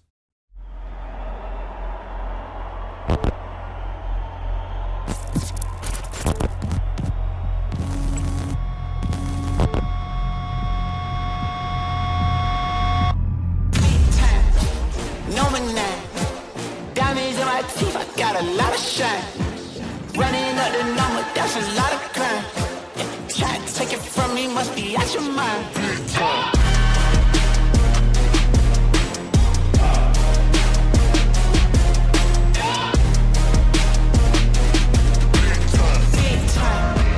Lot of shine. Smoky in the air, that's a shine. Try to take it from me.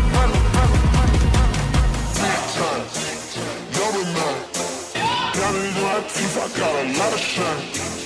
I just wanna know who the dollar sign. Try and take it from me. Take it from me.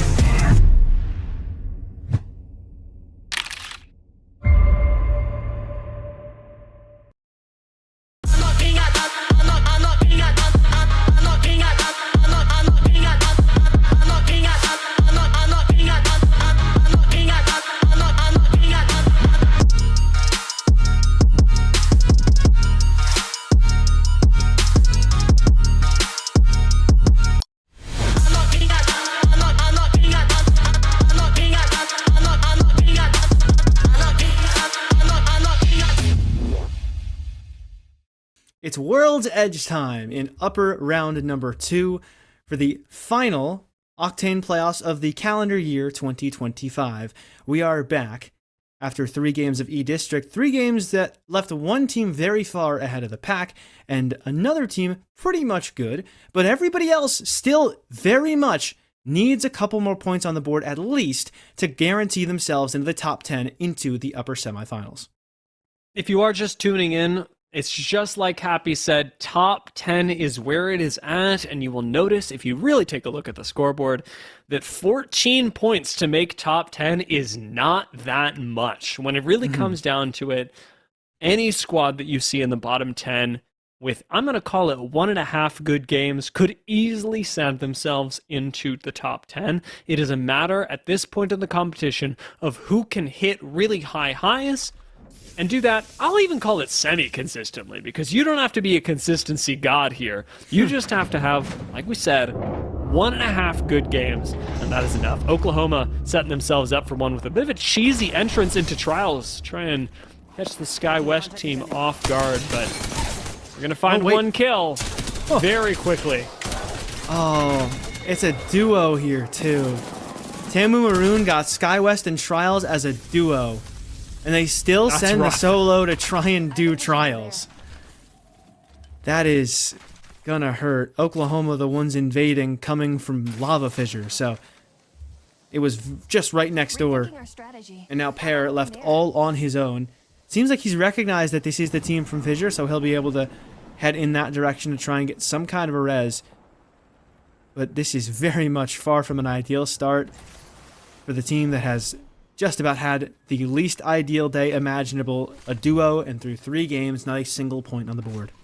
It's a smart move from Pear, though. I mean, the experience of the roster does really show, even if they are playing as 2s today and have not had a great day. Moving down to Fissure should let them reset, get everybody back in, because you know Oklahoma is still going to want to loot up the actual POI. U Ottawa entering the building.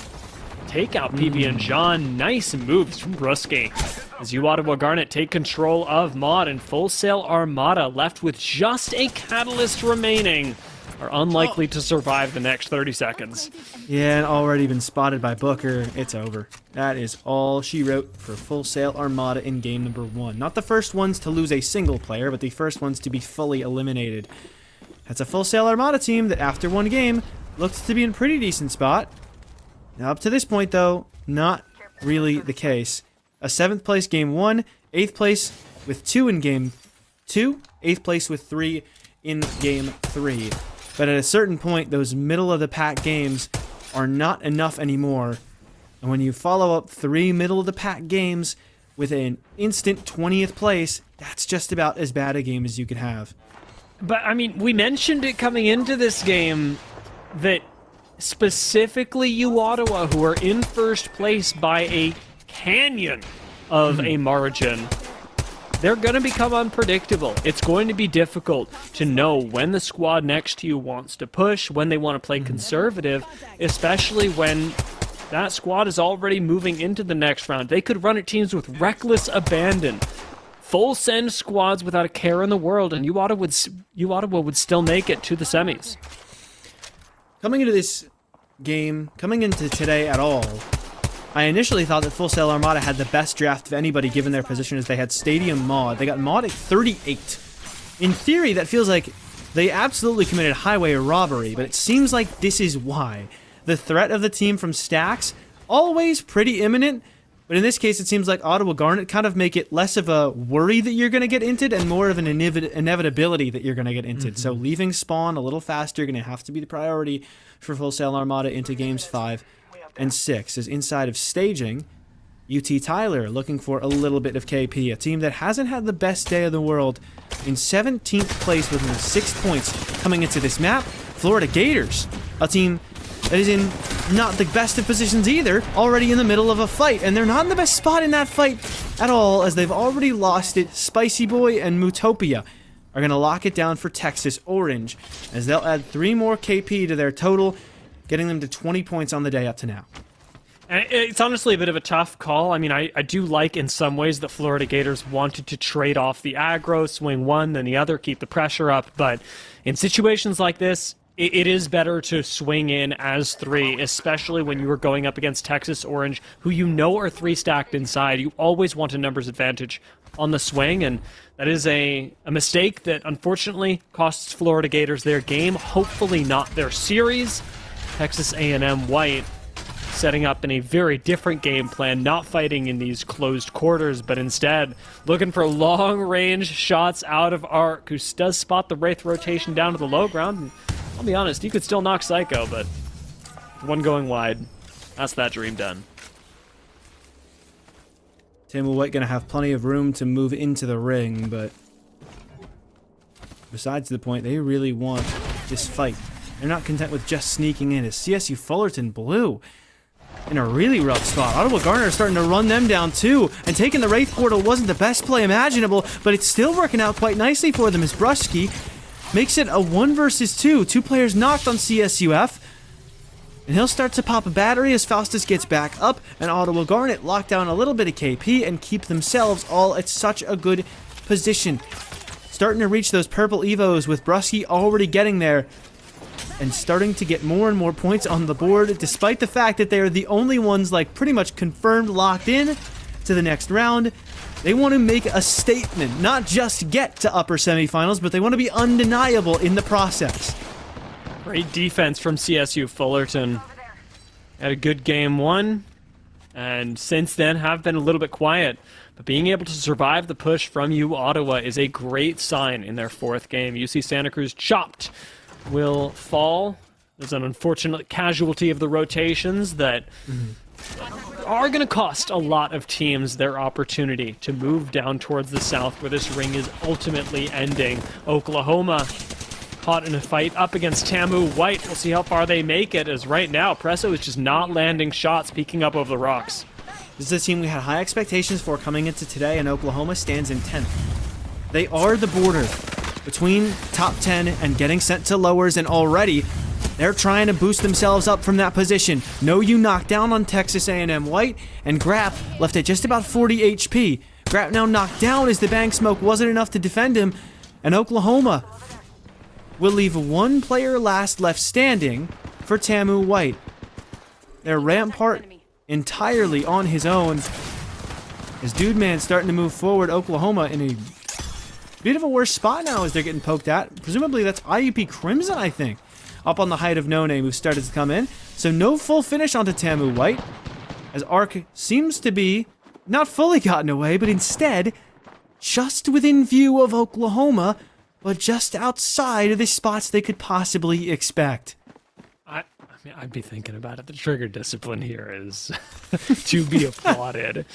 Arc gets to stick the heel and, more importantly, survive that encounter. UC Irvine will be moving in, mirroring Oklahoma Esports. The 2 squads sure to meet up, if not in this choke, at least in the Geyser. And looking at it right now, it looks like they'll just straight up be meeting in the choke. Dude Man cuts off Pabsy. Moves back down to the low ground. Castle wall available, but not a comfortable spot, although survivable, as this zone does not hurt that much. You can negative rotate out of it. UT Tyler probably going to need to rotate out of their position relatively soon, but they want some kills before they do so. And on to Houston, they already find Johnny. Sheila sings and finds a second. It's Garzone gone, and soon thereafter his whole team. As only 1 lost in the fight for UT Tyler, and it's Jonkler who will get rezzed immediately after. Looks like Tamu Maroon is moving in from Siphon, but they won't be nearly fast enough to find any capitalization. on the third party on UT Tyler as IUP Crimson starting to come in from the south side. And actually, they weren't the team towards No Name. Instead, they're the team coming in all the way from the south side towards Dome, looking to move into stacks, trying to wipe Durango and his squad behind a Newcastle wall before they actually need to move in, though. Looking for the kidnap, it isn't quite going to work out, and CSUDH have to move themselves, but at least not going to be knocked before they have to move, but in the process, they're going to lose Cyoxy. They're going to lose a second, too, and it's just left to Goose trying to run through the open. The charge rifle not going to be so kind, and even the Sparrow ult to try and lock down these kills. As Goose cannot quite get away, CSUDH, the last team to go down without placement. Super clean. Super clean shots out the charge rifle, if I might add, with a 2x hog. You don't see that every day, not at that distance. I like the looks from down south, but up north, U Ottawa have yet to be unseated, and it doesn't look like they have any incentive to give up this throne, as the zone continues to pull towards Mod. POI, the spot they took early. Tamu Maroon. Maybe the confidence has been the issue. That's what they're thinking. At least it's what they could be thinking. Early in game one, they were confidently running straight into Shipyard, looking to try and take a fight. Here they look primed for an engagement. But it's not one they're going to end up taking. Instead, they smoke off one end and use that smoke to run into the cave to try and get closer to the next ring, to try and find themselves in a position where they can play the late game from. As it gets later and later, being a duo less and less of a problem because of the threat of a third party as these rings get smaller. UCSD Gold, though still 3 up themselves, looking to try and take down the other Tamu roster, that being Tamu White, who were barely even inside the ring, with No You on the low ground, presumably waiting for his teammates to join him. You're mighty tempted to do it. It's a tough spot to rotate out of if you want to try and stick up on the high ground. They got a bit of a rat play in the meantime. I like this look. I like it a Right lot. there. Texas A&M Maroon will not survive, but Howlo has got a very different raid and is completely unspotted right now. Tamu Maroon with that game have locked down their first points of the day. Only one, sadly, off of the placement. As Augusta, holding on everybody that comes from this Guider side. This is Vraze and Penn State, the duo. This could also be Aloe, the solo solely remaining for his squadron as well. And from the south side is UT Tyler, looking to make a rotate towards the other end of the ring. The bang smoke is going to be quite helpful, not even their own bang smoke. So that indicates that there's a team very close nearby, and it's IUP Crimson already aggressively getting into this scrap, and Topher not in the best position, losing flight damage as soon as possible. But Biba is going to start to take some serious damage and nearly knocks one with a triple take, spots an opportunity, but Topher just gets around the corner. CSUF, the ones who go down in 14th. IUP Crimson control the south side, but it starts to pull away, so they've got to look for a little bit more damage and a little bit more KP.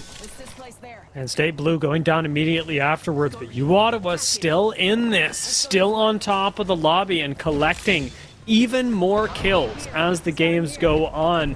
UCSD Gold trying to move up from their position in bottom 10 will collect at least one knock and the KP onto Texas A&M White. Arc still on high ground, but you got to imagine this squad doesn't have long left. They've got very little room to maneuver.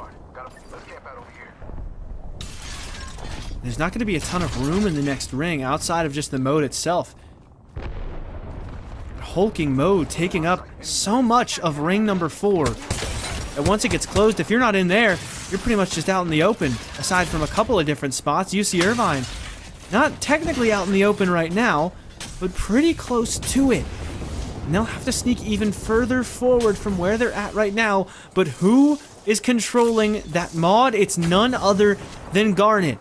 U Ottawa, the team that's been dominating all day, the ones who are dominating control over the spot to have coming into ring number 4. Texas Orange sitting around the outside right now. I mean, this would typically be a good position, but you can see the ring pull just that little bit, that cruel degree up towards the north, and that is ripping teams out of stacks right now and right into Oklahoma, who are trying to do the exact same thing. There is a mass exodus from the south side of ring that is going to bring people into the meat grinder of Mod. And Pabs is going to try and get a res, but res them right into the Wraith portal. And it's going to leave them right out in the open. They will manage to get back in, though. And Saved actually didn't even get rezzed at all. Presso going to start to make a play forward, along with Pabs. Irvine going to go down in 10th place as Augusta the ones to take some more KP. They should be locking themselves into this top 10 off the back of a game this major with already at least 7 KP under their belts for now, and it could be more as the team moves on to their backs. It's Rumbly already nearly cracked out of that engagement with Swivel, and the Volt is about to punish so many players if he just gets a little bit of a longer swing from someone. Oklahoma and IUP will go down, and in that moment, it's also Swivel going down for Augusta. He's going to try and fade away back to his teammates, and he will do just that, but without a support character, no Newcastle or anything of the like, it's going to need to be the res from 424 and the cover from Sheila. That's good enough, though, to get them back on the board. I think Real Toast has got this. Like, the cover from Sheila is so intimidating. You Ottawa Garnet start to pick a fight on the other side of Mod and are playing this responsibly, moving from the very edge of the ring, making sure that no team sits behind them before moving on forward. The only problem is going to be tracking down Spicy Boy, who is a solo Wraith. It's a little bit harder to track down. In the center of the eggshells, though, Guelph are looking good, and Augusta are looking even better, fully recovered, and sending it over the top of this box to find yet another squad wipe onto UC San Diego. It got a little close, though, so now they've got a double res inside of Smoke with only 15 seconds until the ring moves in. Fortunately, they are all by themselves on this side of the map. Other than the Rat of UT Orange, it's two teams somehow coexisting in the eggshell. Augusta alone on the full north side, and another team fully out west. That's going to be U Ottawa Garnet, as Guelph really making their presence known in this lobby. For the first time all day, Jonah Bobana going to start to take a lot of damage from the nades, and even if it's not direct damage onto him, it breaks the knockdown, and it eventually ends the game for UT Tyler in 4th. Augusta almost running into a Rat. They will still be safe for now, though. They'll probably just have to stick on this low ground, choosing to keep themselves all up rather than trying to fight for a much better spot with Spicy Boy just around the corner. Augusta needs to be careful. It's an artificial 4 squads, right? I mean, we know that there's a solo. These teams are just starting to figure that out, but they've got limited information. Instead, all these fights that are happening relying on another squad to be in here, and Guelph certainly could suffer at the hands of that. Having lost one, U Ottawa are considering getting aggressive and instead taking just a little bit more space. I think Spicy Boy has been found, and as soon as you see this drop to 3, it becomes an entirely different game. Texas Orange go down. U Ottawa, center zone right now, are the dead focus of 2 squads. And that's already Augusta, the focus of the shots from Ottawa themselves. 424 stuck behind the boxes, gets knocked down by the ring. That cannot be happening. Augusta sacrificing everything just to get a little bit more KP on the board. They will hit 40 points off of this game, so they should be good. It ends up working out just in order to guarantee them enough, at least you'd have to imagine, to make that top 10, but Guelph, aggressive play already punished as Booker's gonna shut down Zachariah, and here goes Ottawa Garnet looking to lock it in. Guelph Griffin's gone, and the last team remaining is Augusta. It's a 1 player. Ottawa Garnet about to make it back-to-back. They were already coming into this game with 52 points, vastly more than they need to lock themselves into the semifinals.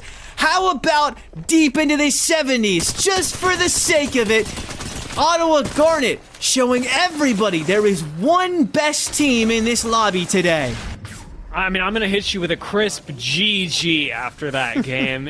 You, Ottawa, They were in charge from the very beginning of this game on World's Edge, and when it came down to the end, you really saw the experience that had brought them to the forefront of the lobby on E-District shine through here. You mentioned it. Augusta sacrificed their position for KP, an understandable move from them, given their position on the leaderboards earlier. And Guelph, trying to get involved, trying to make something happen, showed a little bit too much ambition, moving down to the low ground to try and be unexpected, giving up a major advantage to Ottawa, and hamstringing themselves in the process. It's this kind of endgame gameplay that really only reps allow you to master. And you, Ottawa, even with the aggression that they were playing this game with, you could tell still had it locked in when we got to top 4 and top 3. And after game number 4, Ottawa Garnet running away with this lobby. They stand massively above everybody else at 79.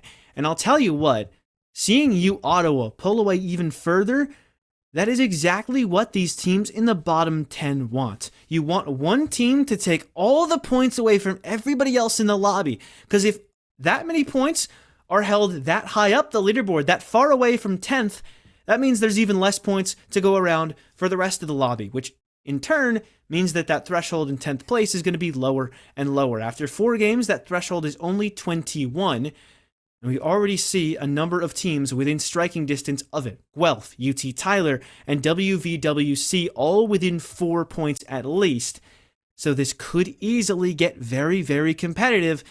But if Ottawa Garnet keep taking all the points, these other teams towards 10th place are just going to have to be grateful with what they can get. I do want to very quickly, while we're talking about Garnet and the incredible dominance that they've had, give credit to Augusta for how they were able to catch up. I mean, SWVL, Toast Grilled, and 424 had an incredible game to put together. And we did mention, their sacrificing position for KP in the top 3. And in some ways, that really pays out for them. They've moved from 7th to 2nd in the course of one game. And that is such a big jump for a team to make, especially when Augusta had been having pretty middle-of-the-road games through all of E-District. To have something that is even slightly explosive to move them all the way up to 2nd, it is a huge amount of points that they're able to gather in one game. And while it may not have secured them a 2nd place, it certainly makes it impossible to unseat them from top 10, where 7th wasn't safe. 2nd certainly is. Yeah, we're hitting the point, especially with Ottawa taking so many points after just 4 games, that you can start to say Augusta are for sure good. You see Santa Cruz chopped. I'd imagine they're still good as well, but we just saw a 0-point game out of them, so they cannot get fully comfortable just yet. And everyone below them definitely still needs a little bit more to get all the way there. Our duo's not having too much luck as they still hold 20th and tied for 18th, although also tied for 18th is CSUDH, a team that has had all 3 members every single game thus far, just hasn't had the best of fortunes through the first 4 games. This is where they're going to have to start to pick it up on the CSUDH side. We're back. Tech issues unfortunately stopped us for a second, but doesn't seem like too much happened. I think another squad has since died. The Crimson Monkey likely about to be the next one to go. Not fully finished off by Plum Toaster, but the Guelph Griffins already in a pretty good spot. They've taken an RV as it's going to continue to pull towards mode, and they've also taken some big damage on the Crimson Monkey. Guelph's position perhaps a little bit more conservative than last game, but the crowding around Mod has happened once again, and you, Ottawa Garnet, are playing the same way that they were last game, taking control of Mod entirely. I'm looking around for Phil Sail Armada, and I gotta be honest, I'm not seeing them. I imagine we got exactly the same thing as last game. That would be incredibly unlucky. That's tough. Yeah, I mean, listen, 2 pulls straight towards Mod. You're thinking, all right, our goal has to be to try and rotate out really fast.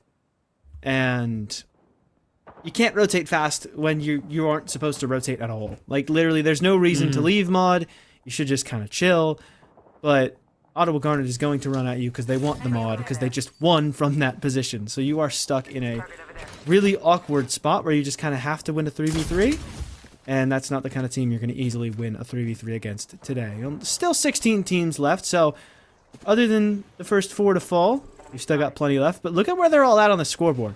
Of our bottom 5 teams, only one of them is left, and that's these Florida Gators. See how far they can make it. Oh, Florida no. Gators have had a pretty inconsistent day, but Ottawa getting inconsistent themselves get sent by CSU Fullerton, who immediately get sent by Guelph. An atom bomb goes off in mod, and it'll be 2 squads that go down instantly, but that big name at the top of the lobby taken out first, and Guelph actually maybe in some danger themselves with the Florida Gators coming in to chomp. And here come Future's teammates, but Plum Toaster already down. Florida Gators needed something. Everybody else in the bottom 5 is already eliminated thus far through the game. Zachariah gonna run into the Sparrow ulti to try and get away, but that's gonna give info over to Florida Gators that they need to try and make a play off of. And because Plum Toaster's down, Zachariah just gonna have to hope the knockdown's enough to play off of. He almost cracks one, but it wasn't enough. Can Future streams 1 versus 3? This is the advantage of a Pro League player in a position like this. He can't even knock down the first, at least not in one clip. Needs to try and pop the Wraith Q to get away, and he'll barely get up to the roof. The movement is clean, but he's on literally 1 HP, so the moment he gets found, if he ever is, he will be gone. Castle Crasher's perfectly following his pathway, but the Bangalore smoke is perfect, and the Guelph Griffins, despite a really good position and a great call to third party, get ran up on all the same, and it's the Florida Gators, the team still alive who needed the points the most, who may just be in God's spot for the rest of game number 5.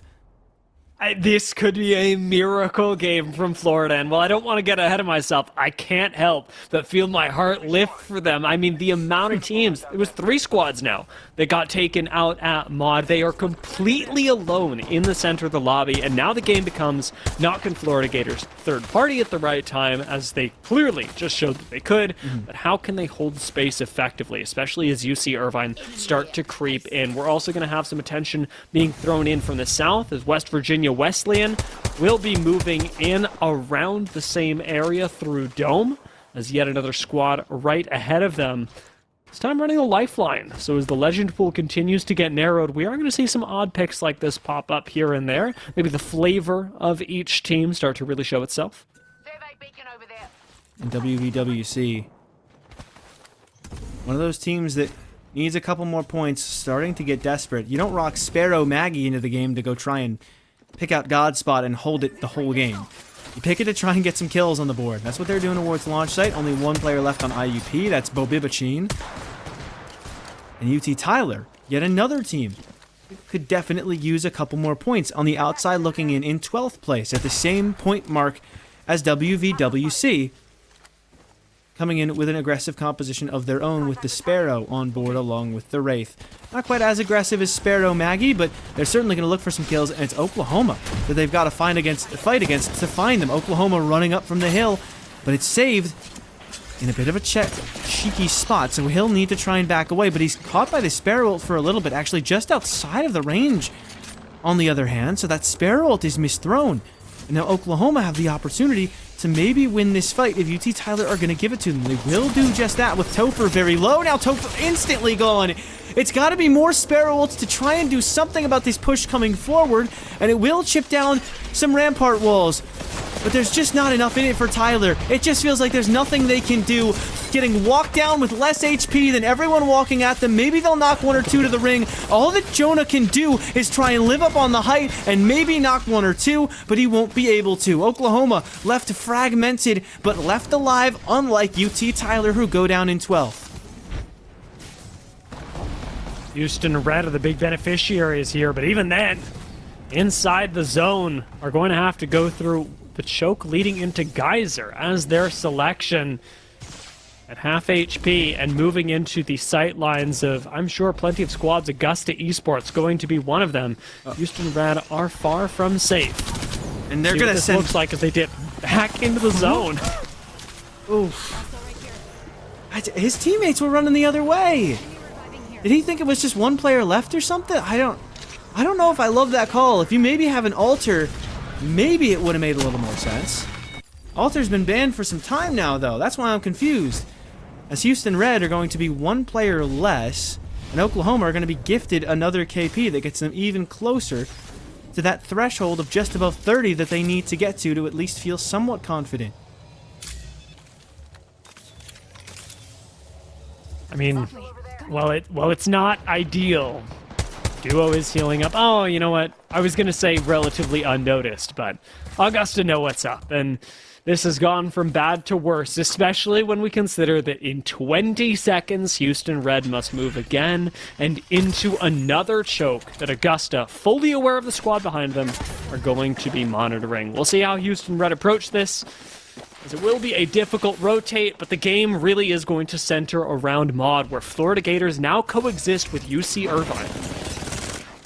Oklahoma not even close to Mod at the moment, looking for more KP on their way in, and it's no you gone. That's Tamu White taking a fight and falling over immediately as Presso tries to kick down the door, instead kicks Ark in the face and makes it a 3 versus 1 against Tamu for Oklahoma. And it looks like that last Tamu player of Grab already incredibly far away. Not quite getting stared at. It's only Tiger Shrimp who's looking at him, and a really good bang smoke is going to divert the attention for now, as Oklahoma, though they got the KP, still have quite a distance to make up between themselves and the next ring. They're getting thrown away from each other just a little bit on this rotate, and they're also getting picked off.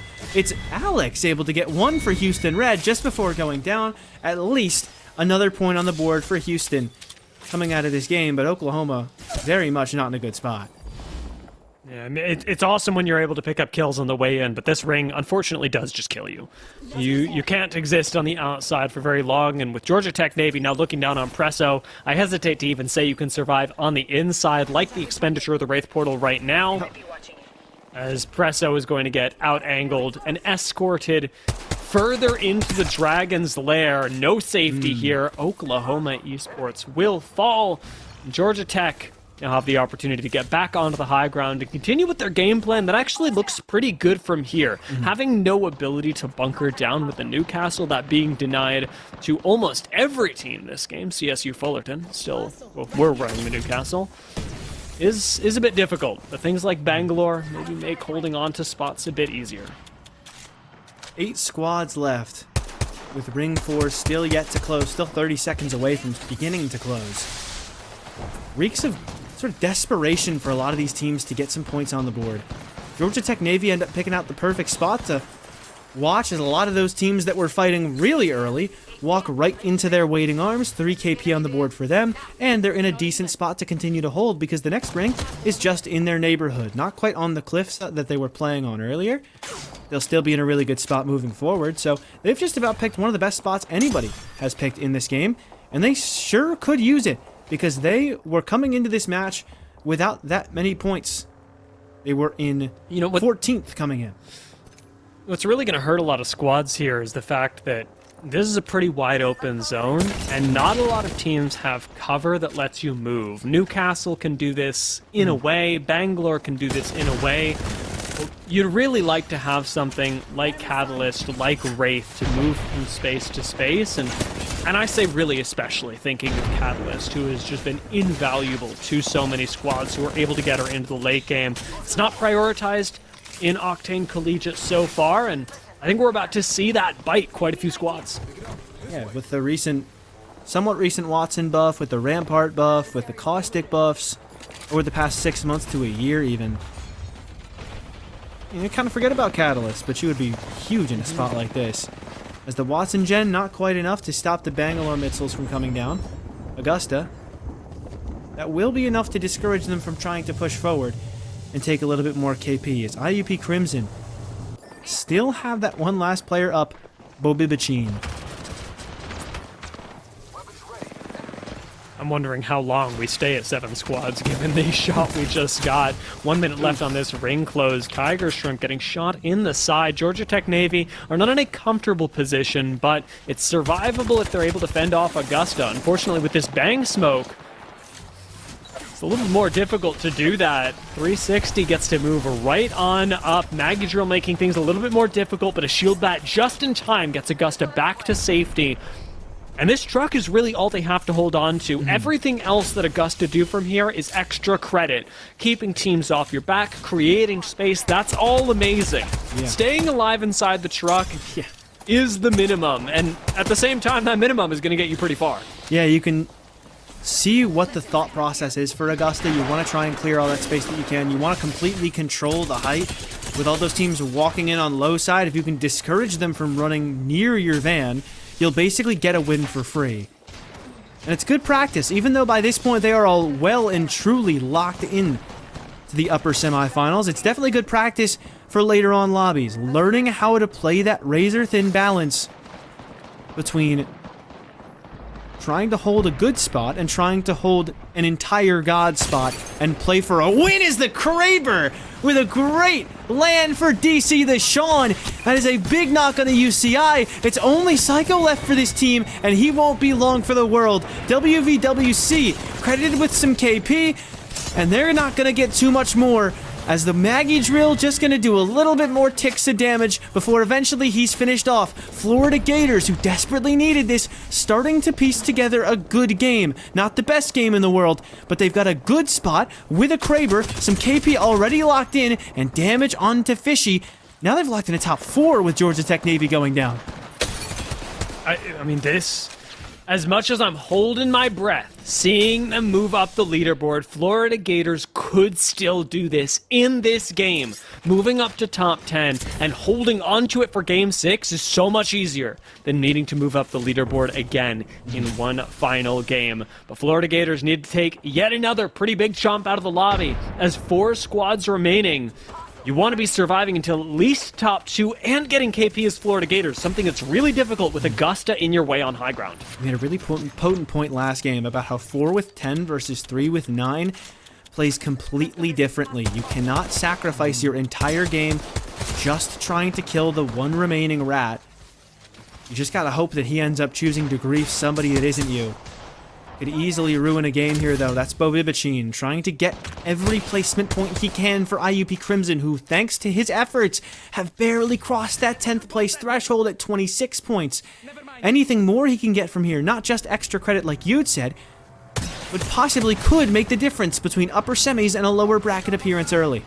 Florida Gators on a very, very thin edge of survival right now, with UC Santa Cruz on the other side, maybe looking for a chance at a Wraith portal. But Bobibichin, I thought, got spotted, and yes, yeah, indeed, will get eliminated. With 3 squads left now, this becomes a very different game. Much like last time, this has really opened things up for every other squad, and most importantly, for Augusta, who are going to be losing their cover, something that UC Santa Cruz can abuse. UC Santa Cruz past 50 points. They'll also be pretty much locked in after this. Florida, the only team that has a ton to gain out of this endgame, but they don't have a ton of space left either. It's open space between all of these 3 squads as they'll have to move out. But Augusta going to lose their cover first, like you said. They're going to go straight into UCSC. Chopped. Big damage for Toast Grilled right off the bat. That's a big knock for Swivel as well. They should be able to get this finished, but they can't quite find the other members. And Toast Grilled goes down. Swivel able to lock it in eventually as Chopped goes down in second. But look who it is. The team who needed it the most. Florida Gators. From the lowest ground at all, come to win Game 5. The only team left after we hit top 15 from the bottom 5 jumps up to the top 10 off the back of a win. It is a perfect game for Florida Gators. You couldn't have written it any better, as these last 2 games are their chance to get into the top 10 and now to stay there, as it really seems like after this game. They should have done enough. With a win behind them on top of the kills, Florida Gators have had the game of the playoffs for them, and this could very well be the thing, looking back on it, that moves them into semis, but we still got that one game left to determine it. I want to take a look at the leaderboards and see how this has shaken things up, as with 1 game remaining, Florida Gators move into 8th place, 28 points. And while that's nice, 4 points separate them from those squads that sit on the outside, Houston Red and West Virginia Wesleyan, the teams to look out for to challenge teams like Florida Gators, Pennsylvania Crimson, and Texas Orange. Florida Gators was a team whose draft strategy I was questioning when I took a look at it. They picked Geyser at 17. little earlier than you would have picked that. And it's not like the case where a lot of teams prioritized World's Edge super heavily in Game 1. That was over a number of other pretty solid POIs. They wanted it, though. And it ended up being a very good spot to have coming into these last 2 games, pulling just next to them in mode. A 19th place in Game 4. First place with 8. That's a 20-point game for them. Like you said, still, though, really, really close to being knocked off. So you've got to get a little bit more than that. As we start to creep in on this last game, it seems like 30 isn't a bad threshold to expect. 31, we'll say, just for the sake of CSU Fullerton kind of being that mental line in the sand. Everyone above them seems pretty good. Top 3, locked in, guaranteed. UCI, TAMU, White, Oklahoma, it would take a big change in the middle of this leaderboard for any of them to not make it, but you still need a couple more points on the board coming into this last game, and everyone CSUF and below, we need a good game. We need to hit, you'd have to imagine, at least 35 to feel comfortable after this. Yeah, I mean, at this point, teams like TAMU Maroon obviously have been playing as a duo, and it's been quite difficult. But for Penn State Blue, for CSU Dominguez, you are looking at what the lower bracket looks like from this point, and I think taking as much away from these matches as you can to review, to improve on before you ultimately move into the possibility of elimination coming up at you soon, because the ship has sailed. And while I'm thinking of ships, I got to be thinking of Full Sail Armada and their position at Big Mod. It has been such a tragic World's Edge for this squad, sitting next to you, Ottawa Garnet, who are continually getting aggressive on them. Full Sail Armada have yet to come up with an answer, and they are now sandwiched between our Games 4 and Game 5 winners, you Ottawa and Florida Gators. And for the first time on World's Edge, almost all of Big Mod, not quite all of it, but for the most part, not going to be in ring number 1. So we will not see another pull towards the mod. Instead, set to go elsewhere. Looks to be northeast, and it is. CSU Fullerton, that team I was talking about that you can think in your head as sort of the threshold. 31 points. That's a very normal number to see teams either miss or make these top 10, bottom 10 thresholds off of. They're going to be the ones in the best position to reach that from Overlook, as well as that Climatizer team of UC Irvine. And yeah, look at TAMU. He is moving paranoid down here. I mean, we're just right back where we started, and you know what's happening. And they know what's happening. It's just a matter of, I guess, trying to reverse it.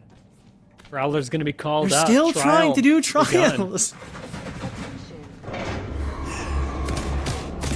I can't believe it. Like, no matter what, no matter how often OU keeps showing you, we're going to keep doing this. Him who keep trying to do the trials. This is the furthest they've made it, I think. But Oklahoma is running up on them again. Here comes Presso. Double Mozam's going to do a little more damage than you would expect given the range. But from above, they took the hide on him this time. No wonder it took so long. They went and took out the hide from above them.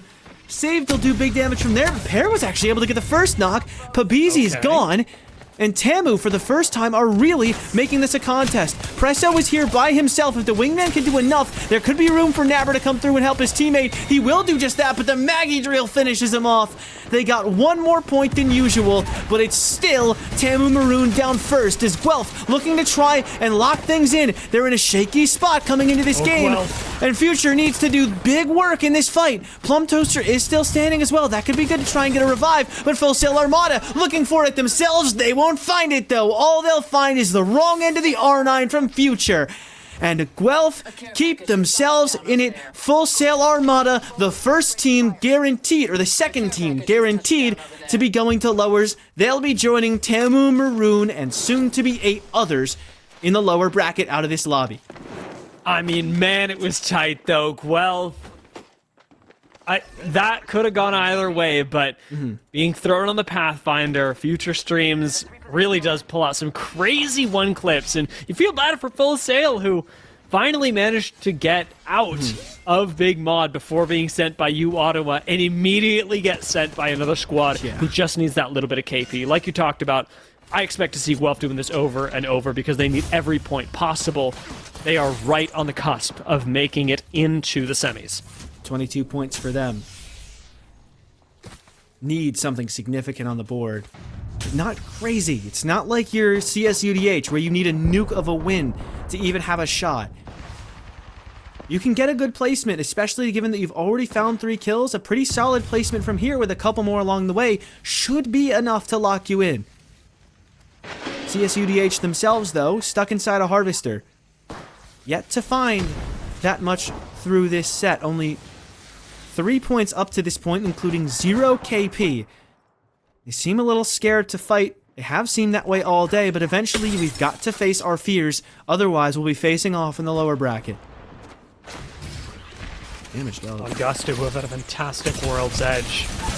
Keep moving up, and much like you, Ottawa can play with reckless abandon, and they do. 360 swivel, getting 2 back-to-back crazy Volt clips to escort CSU Dominguez from the lobby, and that will be a goodbye to CSU Dominguez as they get knocked down to the lower bracket. Not eliminated, mind you, but we won't be seeing them move straight to the semis from today.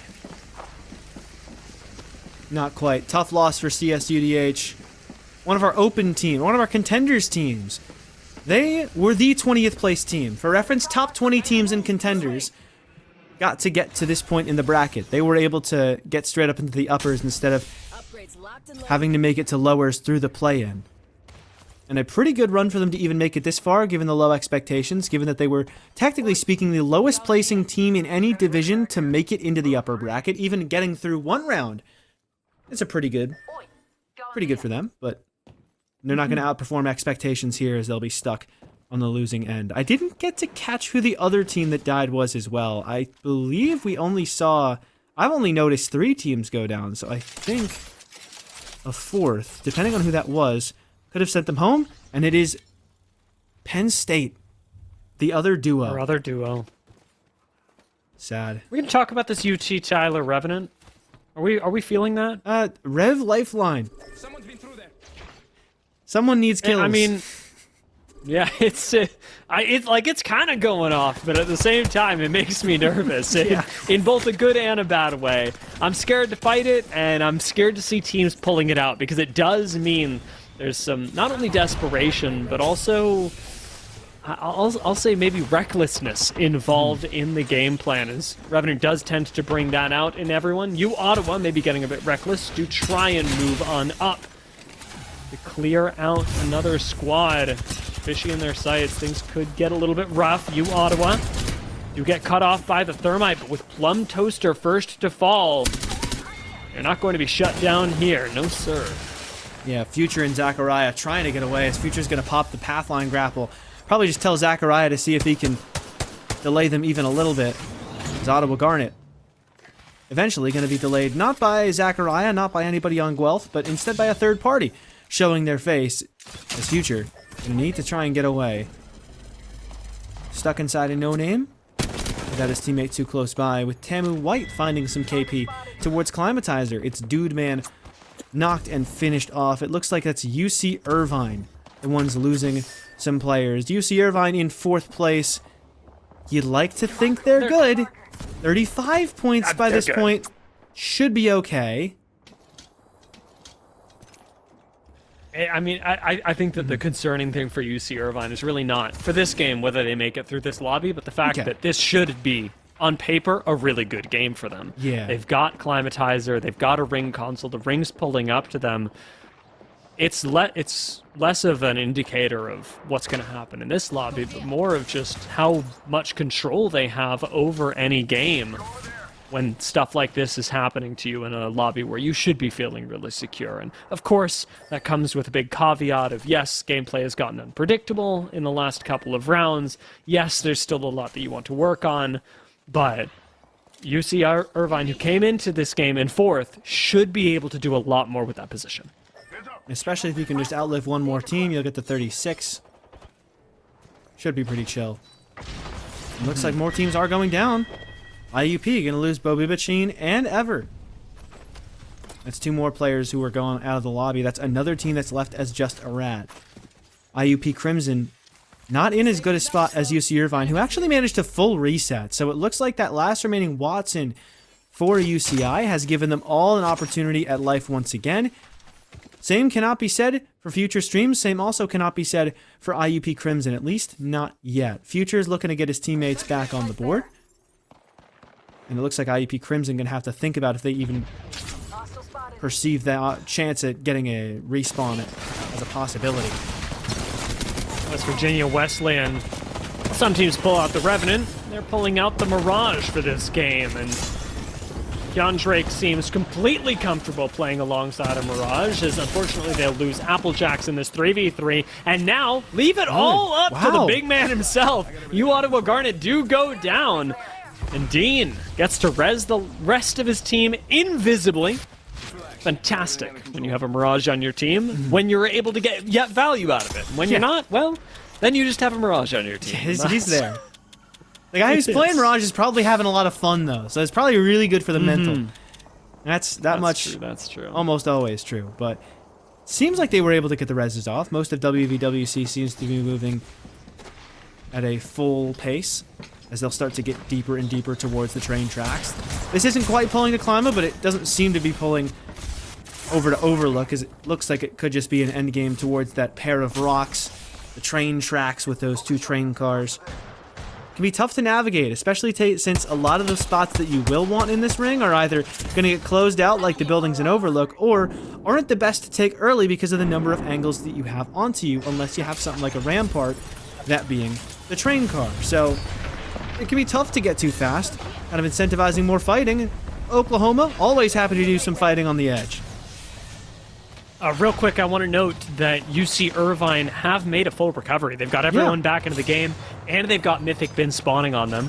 Oh, wow. I may have to retract my previous words depending on what that Mythic crate contains, because we could be going from a solo at 3 minutes into the game to easily a top 5, depending on what you roll and how you play. Yeah, top 15 for everybody still standing is good. Lock in an extra point or two, but it doesn't really amount to much, because nobody else who is really in contention to get anywhere has gained that extra point over anybody else. Everyone who's eliminated by this point is either the first place Ottawa Garnet or bottom 4 teams that kind of only had a long shot at even getting anywhere anyways. Tamu White, though, a team that should be pretty chillin', but if they can lock down 1 or 2 more extra points, they'll make sure that everybody going into the next lobby is very afraid of them. They are going to lose No You, though. Arc going to try and look for a little bit of a trade, along with Grap chucking a nade in.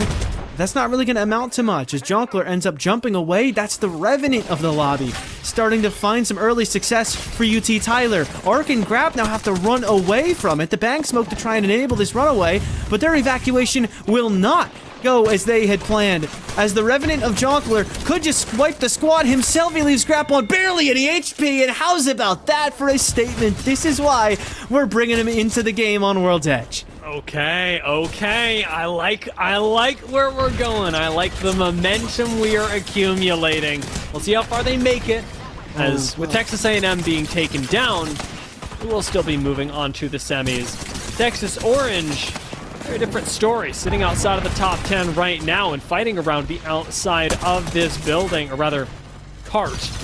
They still got to make it in through the doors and finish off the squad. They've been walked up on from the outside. Finishing off this KP is necessary. Guelph will fall. Devastating for them to be locked out of the top 10. For a team who did so well in the lobby leading in, with perhaps the most notable player in this lobby of Future Streams, they got second place in upper round 1 lobby A, and are not going to be getting any further as IUP need these points and haven't been spotted by the team atop the hill. It's UCSD Gold who are going to completely run away and leave the rat of IUP Crimson all to his own devices. That is hugely influential, and if we see IUP Crimson qual, that's the moment to go back to, as the moment they basically made it into uppers, as UC Santa Cruz chopped a team who's in very good position, fighting against Augusta, another team who seems to be in pretty solid standing. No matter which one of these teams is eliminated, even if there's the threat of the third party, 2 top teams taking each other off the board, and now all of our top 3 are completely gone. Everybody who's alive still you could argue really needs these points. That's going to make this top 10 even more exciting. Yeah, I mean, you're sweating for IU Pennsylvania right now, who are sitting right on the cusp. Georgia Tech, Navy, unfortunately go down, do not make top 10, and get bumped down to the lower bracket. But Oklahoma start moving up. They are still comfortably in qualification range and have the opportunity to take out other squads who would like to secure their spot. We really are looking at Pennsylvania, Florida Gators, Texas Orange, Tyler, and San Diego Gold, as Tyler may be the next to fall. Just one member left, and it ain't the Rev, it ain't the Lifeline. It is a lone Sparrow moving back towards Climatizer with no Crafter in reach. Would have to run into Ring if he even wanted to try and get to one, but it's not meant to be. UT Tyler is gone. 2 teams remain who are not in the top 10 yet. IU Pennsylvania Crimson, who are a solo, and UC San Diego Gold, who are all still 3 up and have had a pretty good game so far. As for now, it's just going to be the top 10 teams cannibalizing each other as WVWC into the train car, into a fight already on the wrong side of it though, because Dean PS is the only one left, and he barely had any health. Now, no more. Texas Orange will knock out WVWC, and they're going to have to prey on the downfall of IUP's lone remaining player and UCSD, who gets right into a fight right after, but it isn't a wise one. Already gone is one. The Newcastle res comes out, but Rumbly's only able to get one back into it. Lucian's already gone, and UT getting aggressive. Rumbly's got to do something about this. The Newcastle slam to try and get away. He will live behind his wall for just a little while, but from behind he'll be felled, and UCSD, no chance. Instead, they'll be gone too, and now I think the only person who can play spoiler to any of our teams in the top 10 is the lone rat of IUP, who's just outside of the vision of Texas right now. CSU Fullerton, of course, plenty comfortable. And when I'm looking at this game, I'm thinking about the story from Florida Gators, who made it all the way to the win last game and who just need to hang on for a little while longer. If Florida Gators manage to avoid elimination right now, they should be able to hang on to their spot barely inside the top 10. Like you said, there is just a small chance that we get a spoiler, and it is all going to come down to how long Florida Gators can hang on. A team like UC Irvine, they're chilling. They're up on high ground. They're going to be fine. Oklahoma moving down to the low ground. They could help send Florida Gators into safety, and Oklahoma losing 2 might be the way to do that, if I'm honest. Presso does take out Texas Orange, and that is huge. Psycho could come through and third party this. Or no, not even Psycho. The solo from IUP. I'm not sure where he is, but he's still up. He could come through. No, he's gone. Received is gone, and we won't know if he just got enough to get it. Top 5 is decent placement, but we can't say for sure if that was good. For now, everybody remaining should still be in good spot, especially given all the points that they've gotten. Right now, everyone's fighting for a better spot in the draft, and in their heads, they're not sure if they're good or not quite yet. It's truthfully already knocked down. Dude Man with a very good kill for UC Irvine, a team that we thought might be out of it very early on in this game, who got a res inside of Clima, now forced out of their position, have to move back to the Newcastle wall to try and keep themselves up for now. With all of our remaining teams qualified to the semis, it is now about who is winning that last game, who is leaving their mark on the upper bracket, and Florida Gators in huge position to do that. UC Irvine about to be eliminated. Psycho holding on to life behind this rock, and I say for now, as Mozambique's in hand. He has literally nothing else to work with, but a bit of cover provided by the Gen could keep him in this. Psycho literally one HP. And gone! Top 3 of CSU in charge.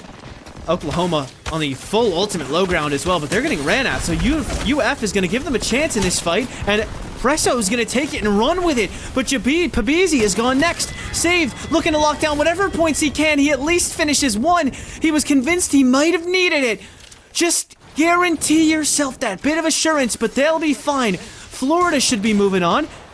Oklahoma should be moving Florida on. It's are just a moving on. matter of whether or not Florida versus CSUF are going to take the statement win in the last. Will it be back-to-back for UF, or will the 3 versus 2 work out for CSUF?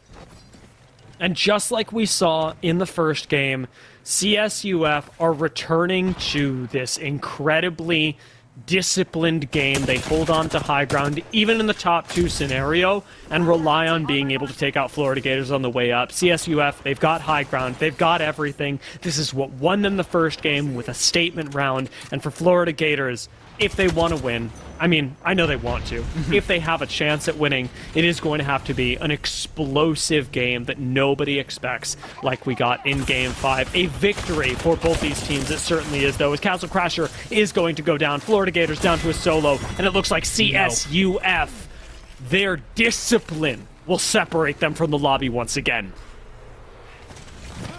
The only other team to win 2 games on the day was the massively ahead Ottawa Garnet, who surpassed 80 points on the day. CSUF, with only 9 kills in the first 5 games, end up getting a second first place. They win game 1, they win game 6. Sandwiched in between 2 wins from CSUF is every other game that happened in the middle. And they will lock themselves into the top 10, but it's time to see just how close some of these teams got to making it out.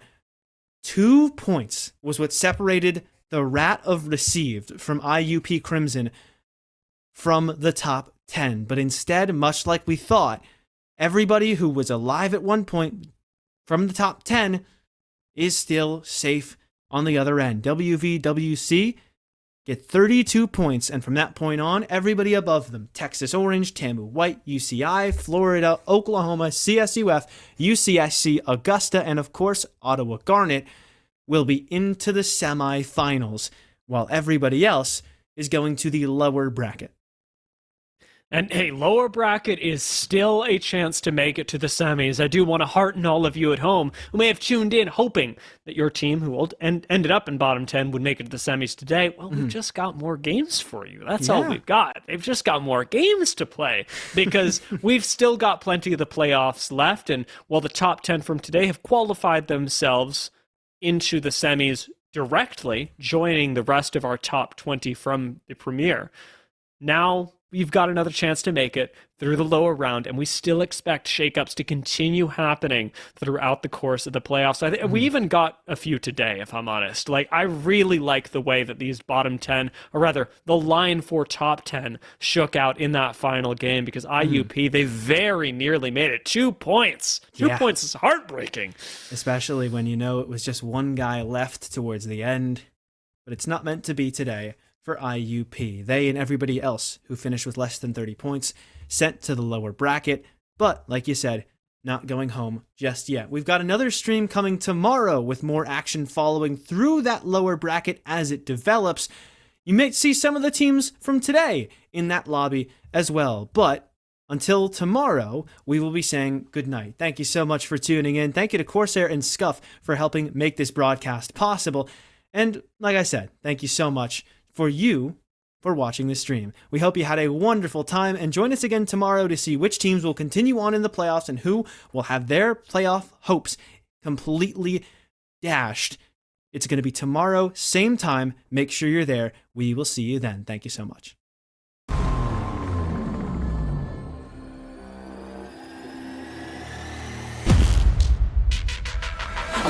I'm shooting my shot and I'm already grinning. You know that I'm one up on one that you're sending. You know you've been cutting, you know I'm ascending. I'm one up, I'm winning. I'm one up, I'm winning. Go take a look at the pen that I'm making my money like it's never ending. I took all my losses, I roll with the bosses. I know where they cost and I'm so independent. We'll take a look at the pen that I'm making my money like it's never ending. I took all my losses, I roll with the bosses. I know where they cost and I'm so independent.